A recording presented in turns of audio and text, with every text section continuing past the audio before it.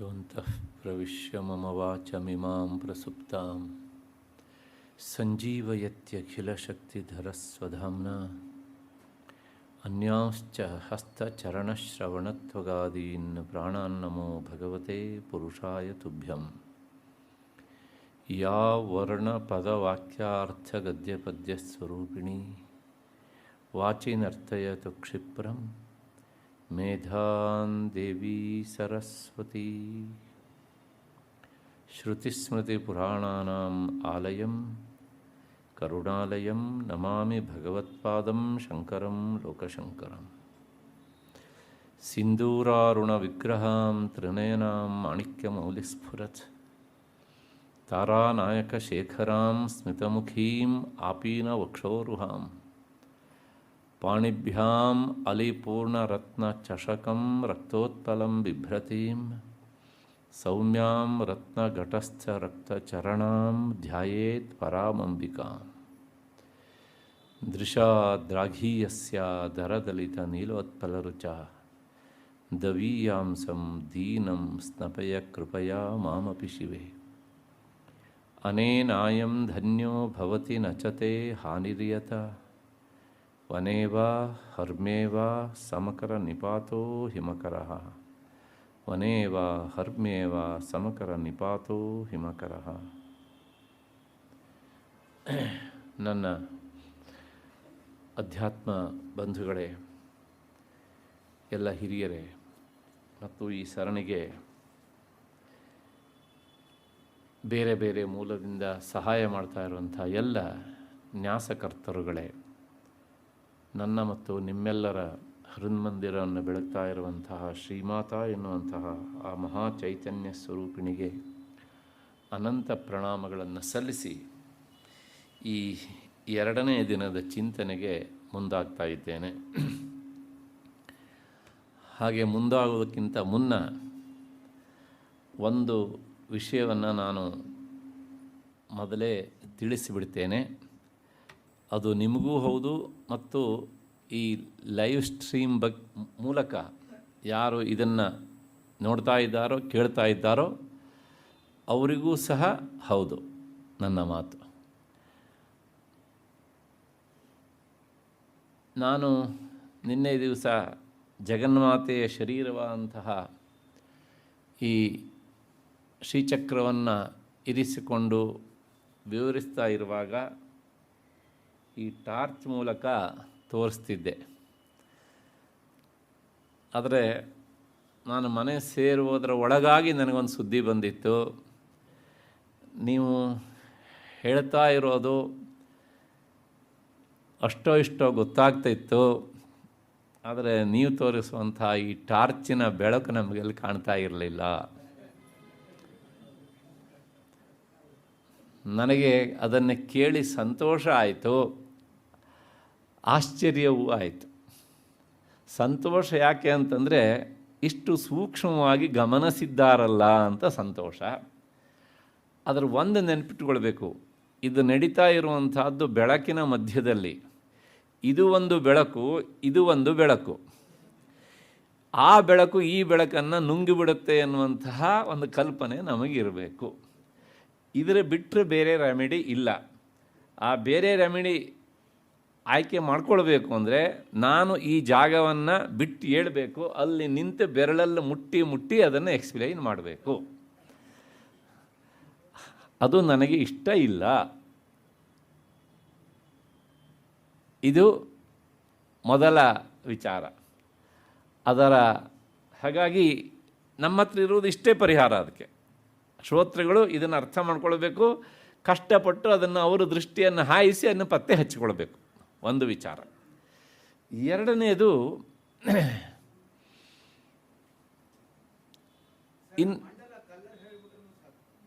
ಅದೇ ವಿಷಯಕ್ಕೆ ಬರ್ತಾ ಇದ್ದೇನೆ. ಕೆಲವು ಜನರಿಗೆ ಸಂಶಯ ಏನು ಅಂದರೆ, ಇಲ್ಲಿ ನೋಡಿ, ಈ ಕಾಣಿಸ್ತಾ ಇದೆ ಅಂತ ಅಂದ್ಕೊಂಡಿದ್ದೇನೆ. ಇದು ಒಂದು ಬಣ್ಣ, ಇದು ಒಂದು ಬಣ್ಣ, ಪ್ರಾಯಶಃ ರೆಡ್ ಅಥವಾ ಒಂದು ರೀತಿಯ ಬ್ರಿಕ್ಸ್ ಅಥವಾ ಕಾವಿ ಬಟ್ಟೆ ಬಣ್ಣದಲ್ಲಿದೆ ಅಂತ ಹೇಳ್ಬೋದೇನೋ. ಆಮೇಲೆ ಇದಂತೂ ಪೂರ್ತಿ ಬೆಳಪು, ಮತ್ತು ಪುನಃ ಇದರ ಬಣ್ಣ ಬೇರೆ, ಇದೆಲ್ಲ ಬಣ್ಣ ಕಪ್ಪಿದೆ. ಇದಕ್ಕೇನಾದರೂ ವಿಶೇಷತೆ ಇದೆಯಾ ಅಂತ ಭಾಳಷ್ಟು ಜನರ ತಲೆಯಲ್ಲಿ ಸಂಶಯದ ಇರುವೆ ಓಡಾಡ್ತಾ ಇದೆ. ಇದಕ್ಕೆ ಸಂಬಂಧಪಟ್ಟ ಹಾಗೆ ನಿನ್ನೆ ಮತ್ತು ಪುನಃ ಒಂದು ವಿಚಾರನೂ ಸಹ ಬಂದಿದೆ. ಒಂದು ಹೇಳಿಬಿಡ್ತೇನೆ, ಈ ಬಣ್ಣಕ್ಕೂ ಇಂತಿಂಥ ವೃತ್ತಕ್ಕೆ ಇಂತಿಂಥ ಬಣ್ಣ ಇರಬೇಕು ಅನ್ನುವಂಥ ಯಾವ ನಿಯಮವೂ ಇಲ್ಲ.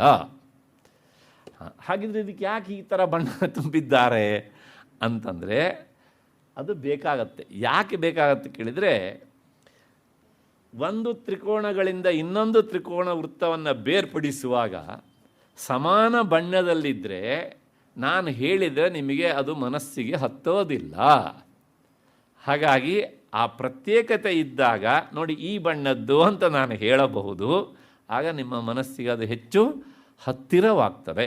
ಆ ಹಿನ್ನೆಲೆಯಲ್ಲಿ ವಿಷಯದ ಸ್ಪಷ್ಟ ಪ್ರತಿಪಾದನೆಗೆ, ಸ್ಪಷ್ಟ ಗ್ರಹಣಕ್ಕೋಸ್ಕರ ಆ ಬಣ್ಣವೇ ಅಷ್ಟೇ ಹೊರತು ಸಹ ಈ ವೃತ್ತಕ್ಕೆ ಇಂತಿಂತಹ ಬಣ್ಣವೇ ಇರಬೇಕು ಅನ್ನೋದು ಇಲ್ಲ.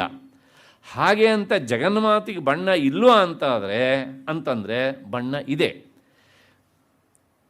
ಭಕ್ತನ ಇಷ್ಟಾರ್ಥಕ್ಕೆ ಅನುಗುಣವಾಗಿ ಆಕೆಯ ಆರಾಧನೆಯ ಬಣ್ಣ ವ್ಯತ್ಯಾಸ ಆಗತ್ತೆ.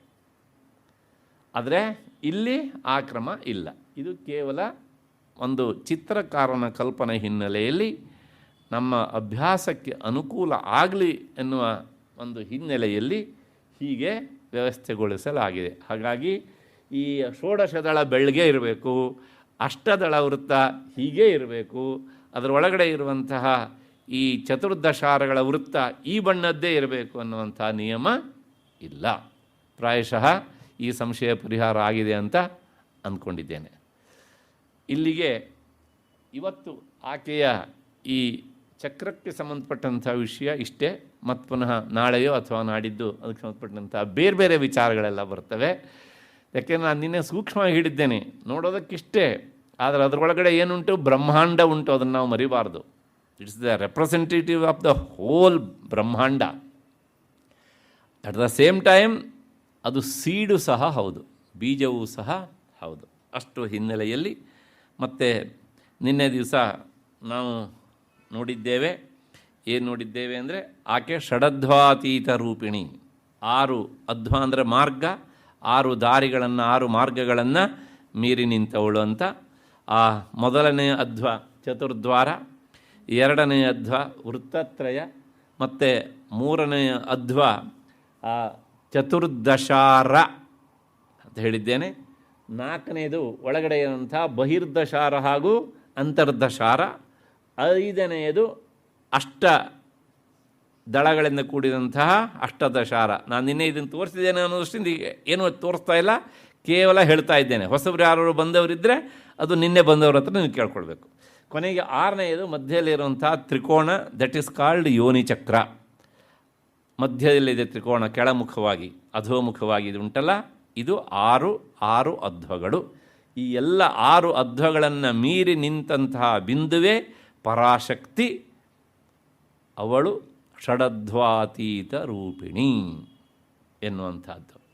ನಿನ್ನೆನ ವಿವರಣೆಯ ಜಿಸ್ಟನ್ನು ನಿಮ್ಮ ಮುಂದೆ ಇರಿಸಿದ್ದೇನೆ. ಅದಾದ ಮೇಲೆ ನಿನ್ನೆ 2 ವಿವರಣೆಯನ್ನು ಮಾತ್ರ ಹೇಳಿದ್ದೆ ನಾನು, ಷಡಧ್ವಾತೀತ ರೂಪಿಣಿ ಅನ್ನೋದಕ್ಕೆ.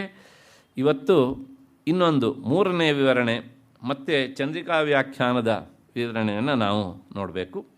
ನೋಡೋಣ 3ನೇ ವಿವರಣೆ ಏನು ಅಂದರೆ, ಶೈವ ವೈಷ್ಣವಾದಯ ಷಡುಪಾಸನ ಮಾರ್ಗಾ ತಾನ್ ಅತೀತಂ ತೇಷಾಂ ಏತತ್ ಪ್ರಾಪ್ತಿ ಸಾಧನತ್ವಾತ್ ತಾದೃಶಂ ರೂಪಂ ಅಸ್ಯಾಹ ಇತಿವಾ. 3ನೇ ವಿವರಣೆಯ ಡೆಫಿನೇಷನ್ ಇದು. ನಮ್ಮಲ್ಲಿ ಶಿವನನ್ನು ಪೂಜಿಸುವವರಿದ್ದಾರೆ, ಅವರನ್ನು ಶೈವರು ಅಂತ ಕರೀತಾರೆ. ವಿಷ್ಣುವನ್ನು ಪೂಜಿಸುವವರು ಇದ್ದಾರೆ, ಅವರನ್ನು ವೈಷ್ಣವರು ಅಂತ ಕರೀತಾರೆ. ಜಗನ್ಮಾತೆಯನ್ನು ಪೂಜಿಸುವವರು ಇದ್ದಾರೆ, ಅವ್ರನ್ನ ಶಾಕ್ತರು. ಶಕ್ತಿ ಅಂದರೆ ದೇವಿ ಅಂತ ಅರ್ಥ. ಈಗ 9 ದಿವಸ ನಡೀತಾ ಇರುವಂತಹದ್ದು ಆ ಶಕ್ತಿಯ ಆರಾಧನೆಯೇ. ವಿಶೇಷವಾಗಿ ಆಕೆಯನ್ನು ಆರಾಧನೆ ಮಾಡುವವರು ಶಾಕ್ತರು. ಇನ್ನು ಆಕೆಯ ಮಗ ಗಣಪತಿ, ಅವನನ್ನು ಆರಾಧಿಸುವವರಿದ್ದಾರೆ, ಗಾಣಪತ್ಯರು ಅಂತ ಕರೀತಾರೆ ಅವರನ್ನು. ಮತ್ತು ಇನ್ನೊಬ್ಬ ಇದ್ದಾನೆ ಸೂರ್ಯ, ಸೌರರು ಅಂತ ಕರೀತಾರೆ. ಇದಕ್ಕೆ ಹೊರತಾಗಿ ಮತ್ತು ಚಂದ್ರನ ಆರಾಧನೆಯೂ ಸಹ ಉಂಟು.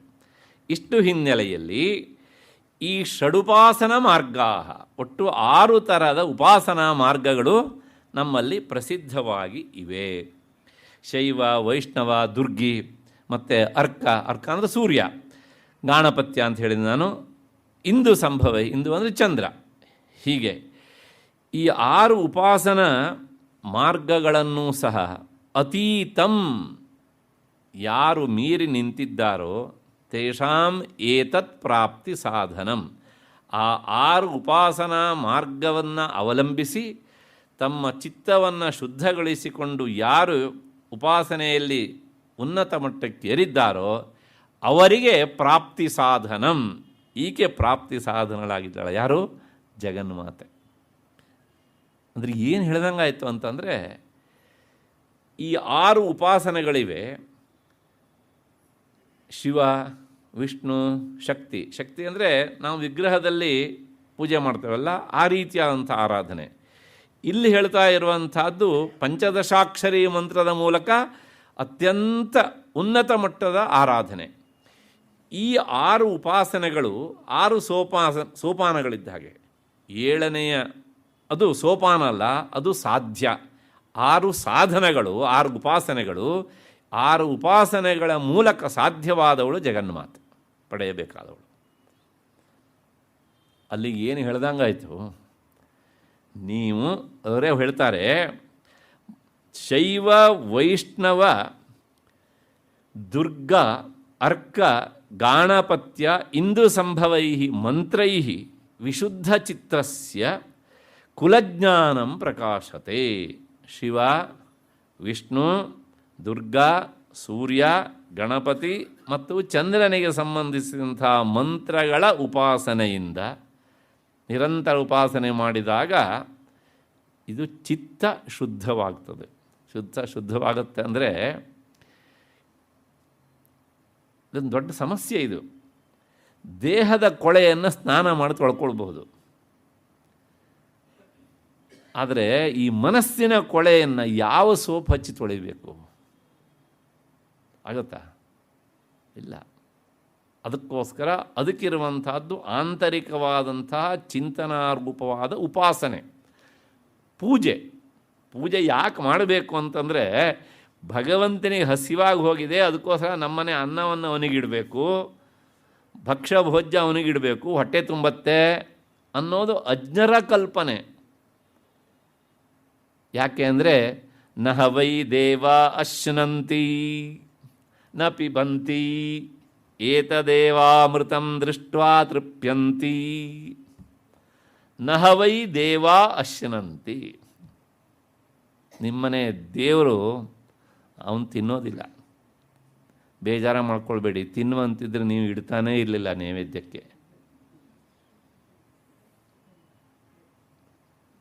ಕೊನೆಗೆ ಪಾನಕ ಇಟ್ಟು ನೈವೇದ್ಯ ಮಾಡೋಣ ಅಂತ ಇಡ್ತೀರಿ, ಅವನೇನಾದ್ರು ಕುಡಿಯುವಂತಿದ್ರೆ ಅದನ್ನೂ ಇಡ್ತಾ ಇರಲಿಲ್ಲ. ಅದಕ್ಕೋಸ್ಕರ ನ ಪಿಬಂತಿ, ಅವ್ರು ಕುಡಿಯೋದಿಲ್ಲ. ಹಾಗಿದ್ರೆ ಏನು ಅಂತಂದರೆ ಏತದೇವಾಮೃತಂ ದೃಷ್ಟ್ವಾ ತೃಪ್ಯಂತಿ. ನಾವು ಇಟ್ಟಂಥ ವಸ್ತುವನ್ನು ನಮ್ಮ ಕಣ್ಣಿನ ಮೂಲಕವೇ ನೋಡಿ ತೃಪ್ತಿ ಪಡ್ತಾರೆ. ನೈವೇದ್ಯ ಮಾಡುವಾಗ ನಮ್ಮ ಭಾವನೆ ಹೇಗಿರಬೇಕು? ಈ ಭಾವದಿಂದ ಮಾಡಿದ ಪೂಜೆಯಿಂದ, ಅರ್ಚನೆಯಿಂದ ಆ ಅರ್ಚನೆ ಮಾಡುವನ ಮನಸ್ಸೇನಾಗುತ್ತೆ? ಅದು ಶುದ್ಧವಾಗತ್ತೆ. ಇದರ ಬಿಟ್ಟು ಬೇರೆ ಯಾವ ಜಲವೂ ಇಲ್ಲ ಅದನ್ನು ತೊಳೆಯೋದಕ್ಕೆ. ಮನಸ್ಸನ್ನು ತೊಳೆಯೋದಕ್ಕಿರುವಂಥ ಏಕೈಕ ಜಲ ಅದು ಉಪಾಸನಾ ಜಲ. ಅಥವಾ ವೇದಾಂತ ಜಲ. ಇನ್ನೂ ಸ್ವಲ್ಪ ಕೆಳಗಿಳಿದು ಹೇಳಬೇಕು, ಶಾಸ್ತ್ರ ಅಧ್ಯಯನ ರೂಪವಾದ ಜಲ. ಹಾಗಾಗಿ ಮಂತ್ರಗಳನ್ನು ಹೆಚ್ಚೆಚ್ಚು ಪುರಶ್ಚರಣೆ ಮಾಡುವುದರಿಂದ, ಅರ್ಥ ತಿಳಿದು ಮಾಡುವುದರಿಂದ ಮನಸ್ಸು ಶುದ್ಧವಾಗುತ್ತೆ. ಆದರೆ ಅದನ್ನು ಪುರಶ್ಚರಣೆ ಮಾಡಬೇಕಿದ್ರೆ ಏಕಾಗ್ರತೆ ಇರಬೇಕು, ಅರ್ಥಾನುಸಂಧಾನ ಆಗ್ತಾ ಇರಬೇಕು. ಅದನ್ನು ಮಾಡಬೇಕಿದ್ರೂ ಲೌಕಿಕ ವಿಚಾರವನ್ನೇ ಮನಸ್ಸಲ್ಲಿ ಮಾಡ್ತಾ ಉಪಾಸನೆ ಮಾಡಿದ್ರಿಂದ ಏನೂ ಆಗೋದಿಲ್ಲ ಅಷ್ಟೆ. ಅಷ್ಟು ಹಿನ್ನೆಲೆಯಲ್ಲಿ ಹಾಗೆ ಈ 6 ದೇವತೆಗಳ ಉಪಾಸನೆಯನ್ನು ಮಾಡಿದ್ರಿಂದ ಉಪಾಸಕನ ಮನಸ್ಸು ಶುದ್ಧವಾಗುತ್ತೆ. ಹಾಗೆ ಶುದ್ಧವಾದಂಥ ಮನಸ್ಸಿನಲ್ಲಿ ಕುಲಜ್ಞಾನಂ ಪ್ರಕಾಶತೆ. ಕುಲಜ್ಞಾನ, ಕುಲ ಅಂದರೆ ಆ ಕುಲ ಈ ಕುಲ ಅಂತಲ್ಲ, ವ್ಯಾಕುಲ ಮೊದಲೇ ಅಲ್ಲ. ಹಾಗಿದ್ರೆ ಕುಲ ಅಂದರೆ ದೇವಿ ಅಂತ ಅರ್ಥ. ಕುಲಜ್ಞಾನಂ ಅಂದರೆ ದೇವಿ ನಿನ್ನ ಆತ್ಮಸ್ವರೂಪಳೇ ಆಗಿದ್ದಾಳೆ ಎನ್ನುವಂಥ ಅರಿವು ದೃಢವಾಗುತ್ತೆ. ಆದ್ದರಿಂದ ಈ 6 ಉಪಾಸನೆಗಳೇನಿದ್ದಾವಲ್ಲ ಅವು ಸಾಧನಾ ರೂಪವಾದವುಗಳು. ದೇವಿ ಸಾಧ್ಯ ರೂಪಳಾದ್ದರಿಂದ ಈ ಸಾಧನಾ ರೂಪವಾದ ಮಾರ್ಗದಿಂದ ಅತೀತಳು ಯಾರು? ದೇವಿ. ಹಾಗಾಗಿ ಷಡಧ್ವಾತೀತ ರೂಪಿಣಿ. ಇದು 3ನೆಯ ಅರ್ಥ. ಇಲ್ಲಿಗೆ ಸೌಭಾಗ್ಯಭಾಸ್ಕರದಲ್ಲಿ ನೀಡಿದಂತಹ ವಿವರಣೆಗಳು ಆದವು. ಮುಂದೆ ಚಂದ್ರಿಕಾ ವ್ಯಾಖ್ಯಾನ ಅವರು ಪೂರ್ತಿ ವೇದಾಂತದ ಪರವಾಗಿ ಅರ್ಥವನ್ನು ಹೇಳ್ತಾರೆ. ಅಂತಃಕರಣೇನ ಸಹ ತಾನಿ ಪಂಚಜ್ಞಾನೇಂದ್ರಿಯಾಣಿ ತೇಷಾಂ ಮಾರ್ಗಾ ಷಟ್ ತತ್ ಅತೀತಂ ಸ್ವರೂಪಂ ಅಸ್ಯಾಹ ಅಂತ ಇದರ ವಿವರಣೆಯನ್ನು ಅವರು ನೀಡಿದ್ದಾರೆ. ನಮ್ಮ ದೇಹದ ಒಳಗೆ ಅಂತಃಕರಣ ಎನ್ನುವಂಥದ್ದು ಒಂದುಂಟು. ಪದೇ ಪದೇ ಹೇಳಿದ್ದೇನೆ ಅದನ್ನು. ಆ ಅಂತಃಕರಣಕ್ಕೆ ಮತ್ತು ಪುನಃ 4 ಅವಯವಗಳಿಂದ ಕೂಡಿದ್ದು ಅಂತ ಒಂದು ಅಭಿಪ್ರಾಯ, 2ರಿಂದ ಕೂಡಿದ್ದು ಅಂತ ಇನ್ನೊಂದು ಅಭಿಪ್ರಾಯ. ಅದು ಜ್ಞಾನಾತ್ಮಕವೂ ಹೌದು, ಕ್ರಿಯಾತ್ಮಕವೂ ಹೌದು. ಅದನ್ನು ನಾವು ಮರಿಬಾರ್ದು. ಉಸಿರಾಡುವಂತಹದ್ದು ಅದರ ಇನ್ನೊಂದು ಭಾಗ, ಹಾಗಾಗಿ ಅದು ಕ್ರಿಯಾರೂಪವಾದದ್ದು. ಅರಿತೇವಲ್ಲ, ಅದು ಜ್ಞಾನಾತ್ಮಕವಾದಂಥದ್ದು ಅಂತಃಕರಣ ಮೂಲಕ. ಇಂಥ ಅಂತಃಕರಣಕ್ಕೆ 4 ಅವಯವಗಳು: ಮನಸ್ಸು, ಬುದ್ಧಿ, ಅಹಂಕಾರ, ಚಿತ್ತ ಅಂತ. ಕೆಲವು ಕಡೆ 2 ಮನಸ್ಸು ಬುದ್ಧಿ ಅಂತಲೂ ಇಟ್ಕೊಂಡು ಹೇಳ್ತಾರೆ. ಆಗ ಅಹಂಕಾರ ಚಿತ್ತ ಅಂಡರ್ಸ್ಟುಡ್ ಅಲ್ಲಿ. ಒಟ್ಟಾರೆ ಈ ಅಂತಃಕರಣ ಅನ್ನೋದು ಒಂದು ನಮ್ಮ ದೇಹದ ಒಳಗಿರುವಂತಹ ಪ್ರಧಾನವಾದಂತಹ ಸಾಧನ ರೂಪವಾದಂತಹ ಅಂಗ. ಇದರ ಜೊತೆಗೆ ಒಂದಾಯಿತು ಕಣ್ಣು, ಕಿವಿ, ಮೂಗು ಮತ್ತು ನಾಲಿಗೆ, ಚರ್ಮ. ಎಷ್ಟಾಯಿತು? 5. 1 + 5 ಎಷ್ಟಾಯಿತು? 6 ಆಯಿತು. ಈ 6 ಇದ್ದಾವಲ್ಲ, ಇವೇ ಅಧ್ವಾ ದಾರಿಗಳು. ಯಾಕೆ ಅಂದರೆ ನಮ್ಮ ಮನಸ್ಸು ಹೊರಕ್ಕೆ ಹೋಗಬೇಕು ಅಂತ ಇಷ್ಟಪಟ್ಟಲ್ಲಿ ಈ 5ರಲ್ಲಿ ಯಾವುದಾದ್ರೂ ಒಂದನ್ನು ಆಯ್ಕೆ ಮಾಡ್ಕೊಳ್ಳುತ್ತೆ. ಅದು ನೋಡಬೇಕು ಅಂತ ಬಯಸಿದಾಗ ಕಣ್ಣಿನ ಮೂಲಕ ಆಚೆ ಹೋಗುತ್ತೆ. ಕೇಳಬೇಕು ಅಂತ ಬಯಸಿದಾಗ ಶ್ರೋತ್ರೇಂದ್ರಿಯದ ಮೂಲಕ ಆಚೆ ಹೋಗುತ್ತೆ. ವಾಸನೆಯನ್ನು ಅನುಭವಿಸಬೇಕು ಅಂತ ಬಯಸಿದಾಗ ನಾಸೇಂದ್ರಿಯದ ಮೂಲಕ ಆಚೆ ಹೋಗುತ್ತೆ. ಮತ್ತು ಪುನಃ ಅಡುಗೆ ಮನೆಗೆ ಎಂಟ್ರಾಗಬೇಕು ಅಂತ ಆಸೆ ಆದಾಗ ನಾಲಿಗೆಯ ಮೂಲಕ ಆಸ್ವಾದನೆ ಮಾಡುತ್ತೆ. ಅದರ ಜೊತೆಗೆ ಸ್ಪರ್ಶಜ್ಞಾನ ಬಯಸಿದಾಗ ಚರ್ಮದ ಮೂಲಕ ಆಸ್ವಾದನೆ ಮಾಡುತ್ತೆ. ಹೌದು ತಾನೇ? ಅಲ್ಲಿಗೆ ಈ ಮನಸ್ಸು ತಾನು ಆಚೆ ಹೋಗಲಿಕ್ಕೆ ಅಥವಾ ಇವುಗಳ ಮೂಲಕ ವಸ್ತುವನ್ನು ಗ್ರಹಿಸೋದಕ್ಕೆ 5 ದ್ವಾರಗಳನ್ನು ಇರಿಸ್ಕೊಂಡಿದೆ. ಅವುಗಳನ್ನೇ ಪಂಚಜ್ಞಾನೇಂದ್ರಿಯಗಳು ಅಂತ ಕರೀತಾರೆ. ಈ ಪಂಚಜ್ಞಾನೇಂದ್ರಿಯಗಳು ಬರೇ ಇಂದ್ರಿಯಗಳಷ್ಟೇ ಅಲ್ಲ, ಅವೇ 6 ಮಾರ್ಗಗಳು. ಮಾರ್ಗ ನಿನ್ನೆ ಹೇಳಿದ್ದೀನಿ, ಅಧ್ವಾ ಮತ್ತು ಅಂತಃಕರಣ. ಅಲ್ಲಿಗೆ ಎಷ್ಟಾಯಿತು? 6 ಆಯಿತು. ಈ 6 ಇವು ಮಾರ್ಗಗಳ ರೂಪದಲ್ಲಿ ಇರುವುದರಿಂದ ಇವು ಅಧ್ವಗಳು, ಷಡಧ್ವಗಳು.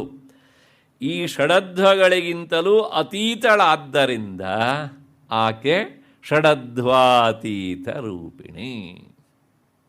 ಇದು ಚಂದ್ರಿಕಾ ವ್ಯಾಖ್ಯಾನದ ವಿವರಣೆಯ ಸಾರ. ಅಂದರೆ ತಾತ್ಪರ್ಯ ಏನಾಯಿತು? ಈ ಈ 6 ದಾರಿಗಳೇನಿದ್ದಾವಲ್ಲ, ಈ 6 ದಾರಿಗಳಿಗೆ ಆಕೆಯನ್ನು ಹಿಡಿದು ತೋರಿಸುವ ಶಕ್ತಿ ಇಲ್ಲ. ಯಾಕೆಂದರೆ ದಾರಿ ಯಾವಾಗಲೂ ಅದು ದಾರಿ ಸಾಧನವೇ ಅಷ್ಟೇ ಹೊರತು ಅದೇ ನಮ್ಮ ಡೆಸ್ಟಿನೇಷನ್ ಅಲ್ಲ. Am I correct? ಇಲ್ಲಿಂದ ಶಿವಮೊಗ್ಗಕ್ಕೆ ಹೋಗಬೇಕು ಅಂದರೆ ನೀವು ದಾರಿಯಲ್ಲಿ ಹೋಗ್ತೀರಿ. ನಿಮ್ಮ ಉದ್ದೇಶ ದಾರಿಯಲ್ಲಿ ಹೋಗುವುದಲ್ಲ, ಶಿವಮೊಗ್ಗಕ್ಕೆ ಹೋಗೋದು. ಆದರೆ ಹೋಗಲಿಕ್ಕೆ ಸರಿಯಾದ ವ್ಯವಸ್ಥೆ ಇಲ್ಲದಿದ್ದರೆ ನೀವು ದಾರಿಯಲ್ಲಿ ಹೋಗ್ತೀರಿ, ಬಸ್ಸಿನ ಮೂಲಕವೋ ಕಾರಿನ ಮೂಲಕವೋ ಹೇಗೆ ಅಂತ. ಆದರೆ ಹೋಗುವ ದಾರಿಯೇ ಶಿವಮೊಗ್ಗ ಅಲ್ಲ. ನೀವು ಫ್ಲೈಟಲ್ಲಿ ಬೇಕಾದ್ರೂ ಹೋಗ್ಬೋದು, ರೈಲಲ್ಲಿ ಬೇಕಾದ್ರೂ ಹೋಗ್ಬೋದು ಅಲ್ವಾ? ಹಾಗಾಗಿ ಶಿವಮೊಗ್ಗ ಅನ್ನುವಂಥದ್ದು ಮಾರ್ಗ ಅತೀತ, ಅಧ್ವಾತೀತ, ಈ ದಾರಿಗಿಂತ ಬೇರೆಯಾದದ್ದು. ಹಾಗೆಯೇ ಈ ಇಂದ್ರಿಯಗಳಿದ್ದಾವಲ್ಲ, ಇವು ಒಂದು ಅರ್ಥದಲ್ಲಿ ದಾರಿಗಳು. ದಾರಿಯಲ್ಲಿ ಏನು ಹೋಗೋ ಕೆಲಸನೂ ಆಗುತ್ತೆ, ಬರೋ ಕೆಲಸನೂ ಆಗುತ್ತೆ. ಇವು ಒನ್ವೇ ಅಲ್ಲ ಇವು. ಹಾಗಾಗಿ ಜ್ಞಾನಗ್ರಹಣ ಮತ್ತು ಜ್ಞಾನ ವಿತರಣೆ. ಬಹಳಷ್ಟು ಜನ ಈ ಇಂದ್ರಿಯಗಳನ್ನು ಅದಕ್ಕೆ ಬಳಸ್ಕೊಳ್ಳೋದಿಲ್ಲ, ಲೋಕದ ಹರಟೆಗೋಸ್ಕರನೇ ಬಳಸ್ಕೊಳ್ತೇವೆ ವಾಗೀಂದ್ರಿಯವನ್ನು ಅಲ್ವಾ? ಚಕ್ಷುರೇಂದ್ರಿಯವನ್ನು ಇನ್ಯಾವುದನ್ನು ನೋಡೋದಕ್ಕೆ ಉಪಯೋಗಿಸ್ಕೊಳ್ತೇವೆ. ಶ್ರೋತ್ರೇಂದ್ರಿಯದ ಮೂಲಕ ನಾವು ಕೇಳುವ ಕೆಲಸವನ್ನು, ಸದ್ವಿಚಾರವನ್ನಲ್ಲ, ಕೆಟ್ಟದ್ದನ್ನೇ ಕೇಳಲಿಕ್ಕೆ ಹೆಚ್ಚು ಇಷ್ಟಪಡ್ತೇವೆ, ಇತ್ಯಾದಿ ಇತ್ಯಾದಿ ಆಗಿ. ಏನಿದ್ರೂ ಸಹ ಇವು ವಿಷಯ ಗ್ರಹಣಕ್ಕೆ, ವಿಷಯವನ್ನು ಹಂಚುವುದಕ್ಕೆ ದ್ವಾರಗಳಾದ್ದರಿಂದ ಇವುಗಳನ್ನು ಅಧ್ವಾ ಅಂತ ಕರೆದು ಷಡಧ್ವಾತೀತ ರೂಪಿಣಿ ಅಂತ ಚಂದ್ರಿಕಾ ವ್ಯಾಖ್ಯಾನಕಾರರು ವಿವರಣೆ ಕೊಟ್ಟಿದ್ದಾರೆ. ನಾವು ಒಂದು ನೆನಪಿಟ್ಟುಕೊಳ್ಬೇಕು, ಆ ವ್ಯಾಖ್ಯಾನಕಾರರು ಹೇಳುವಾಗ ಅದೇ ಸರಿ ಅಂತ ನಮಗನ್ಸತ್ತೆ. ತಾತ್ಪರ್ಯ ಅದು ಎಲ್ಲವೂ ಸರಿ ಅಂತ ಅರ್ಥ. ಹಾಗಾಗಿ ಇದು ಒಂದರ್ಥ. ಅವರು ಮುಂದುವರೆದು ಒಂದು ಮಾತು ಹೇಳ್ತಾರೆ, ಇವುಗಳಿಗೆ ಅತೀತಳು ಅಂದರೆ ಈ ಇಂದ್ರಿಯಗಳ ಮೂಲಕ ಆಕೆಯನ್ನು ಹಿಡಿದು ತೋರಿಸೋದಕ್ಕೆ ಆಗೋದಿಲ್ಲ. ಅದಕ್ಕೆ ಉಪನಿಷತ್ತಿನ ಹಿನ್ನೆಲೆಯನ್ನು ಕೊಡ್ತಾರೆ ಅವರು. ಏನು ಕೊಡ್ತಾರೆ ಅಂತಂದರೆ, ಯಚ್ಚಕ್ಷುಷಾನ ಪಶ್ಯತಿ, ಕಣ್ಣು ಆ ತತ್ವವನ್ನು ನೋಡಲಾರದು. ಇದು ಉಪನಿಷತ್ತಿನ ಒಂದು ಮಾತು. ಕೇನೋಪನಿಷತ್ತು ಇದನ್ನು ಬಹಳ ಸುಂದರವಾಗಿ ಹೇಳುತ್ತೆ. ಇದನ್ನೂ ಸಹ ನ ತತ್ರ ಚಕ್ಷುರ್ಗಚ್ಚತಿ, ಅದರ ಹತ್ರ ಕಣ್ಣು ಹೋಗೋದಿಲ್ಲ. ಕಣ್ಣು ಹೋಗೋದಿಲ್ಲ ಅಂದರೆ ನಾವು ನೋಡ್ಕೊಂಡು ಹೋಗೋ ತರಹ ಕಣ್ಣು ಅಲ್ಲಿ ಹೋಗುತ್ತೆ, ಅದಿಷ್ಟು ಹೊತ್ತು ಇಲ್ಲಿ ಕಣ್ಣು ಇರೋದಿಲ್ಲ ಅಂತ ಅರ್ಥ ಅಲ್ಲ. ಕಣ್ಣು ಆ ವಿಷಯದ ಜೊತೆಗೆ ಒಂದಾಗುವಿಕೆಗೆ ಹೋಗುವಿಕೆ ಅಂತ ಹೆಸರು. ನ ವಾಗ್ಗಚ್ಚತಿ, ಮಾತು ಹೋಗೋದಿಲ್ಲ ಅಂದರೆ ಶಬ್ದ ಹೋಗೋದಿಲ್ಲ. ಶಬ್ದ ಹೋಗೋದಿಲ್ಲ ಅಂದರೆ ಒಂದು ಶಬ್ದವನ್ನು ಹೇಳಿದಾಗ ಆ ವಸ್ತುವಿನ ಪರಿಚಯ ನಮಗಾಗತ್ತಲ್ಲ, ಆ ಪರಿಚಯ ಆಗುವಿಕೆಯೇ ಶಬ್ದದ ಹೋಗುವಿಕೆ. ನೀವೊಂದು ಶಬ್ದ ಹೇಳಿದಾಗ ವಸ್ತು ನಿಮಗೆ ಅರ್ಥ ಆಗಲಿಲ್ಲ ಅಂದರೆ ನಿಮ್ಮ ಶಬ್ದ ಅಲ್ಲಿ ಹೋಗಲಿಲ್ಲ ಅಂತ ಅರ್ಥ. 10 ಜನ ಮೇಷ್ಟ್ರು ಇದ್ದರೆ 8 ಜನ ಮೇಷ್ಟ್ರು ಪಾಠ ಮಾಡಿದ ಅರ್ಥ ಆಗೋದಿಲ್ಲ. ಯಾಕೆ ಕೇಳಿದರೆ ಅವರು ಹೇಳುವಂಥ ಶಬ್ದಕ್ಕೂ ಆ ವಸ್ತುವಿಗೂ ಕನೆಕ್ಷನ್ ಆಗೋದಿಲ್ಲ. ಆಗ ಏನಾಗುತ್ತೆ ಕೇಳಿದ್ರೆ ಕೇಳುಗರಿಗೆ ಏನೂ ಅರ್ಥ ಆಗೋದಿಲ್ಲ. ಮತ್ತು ಇನ್ನು ಇಬ್ಬರು ಇರ್ತಾರಲ್ಲ, ಅವ್ರು ಯಾರೋ ಮಾಡಿದ್ದು ಸ್ಪಷ್ಟವಾಗಿ ಅರ್ಥ ಆಗತ್ತೆ. ಆದರೆ ಜಗನ್ಮಾತೆಯನ್ನು ಕುರಿತು ನಾವು ವಾಗ್ಗಚ್ಚತಿ, ಮಾತು ಸಾವಳು ಹೀಗೇನೆ ಅಂತ ಎಕ್ಯುರೇಟಾಗಿ ಹೇಳಲಾರದು. ಮತ್ತು ನ ವಿದ್ಮೋ ನ ವಿಜಾನೀಮೋ ನೋ ಮನಃ, ಇನ್ನು ಮನಸ್ಸಂತೂ ಹೋಗೋದೇ ಇಲ್ಲ. ಆಯ್ತಲ್ಲ, 3 ಅಂತರಿಂದ್ರಿಯ ಮನಸ್ಸು, ಚಕ್ಷುರಿಂದ್ರಿಯ ಮತ್ತು ವಾಗೀಂದ್ರಿಯ, ಬಾಹ್ಯೇಂದ್ರಿಯಗಳು, ಇವುಗಳಿಂದ ಆಗೋದಿಲ್ಲ. ಉಪನಿಷತ್ತು ಕೊನೆಗೆ ಕೈ ಚೆಲ್ಲಿಬಿಡುತ್ತೆ. ನ ವಿದ್ಮಃ, ಗೊತ್ತಿಲ್ಲಪ್ಪ ಅದನ್ನು ಯಾಕೆ ತಿಳಿಸ್ಬೇಕು ಅಂತ.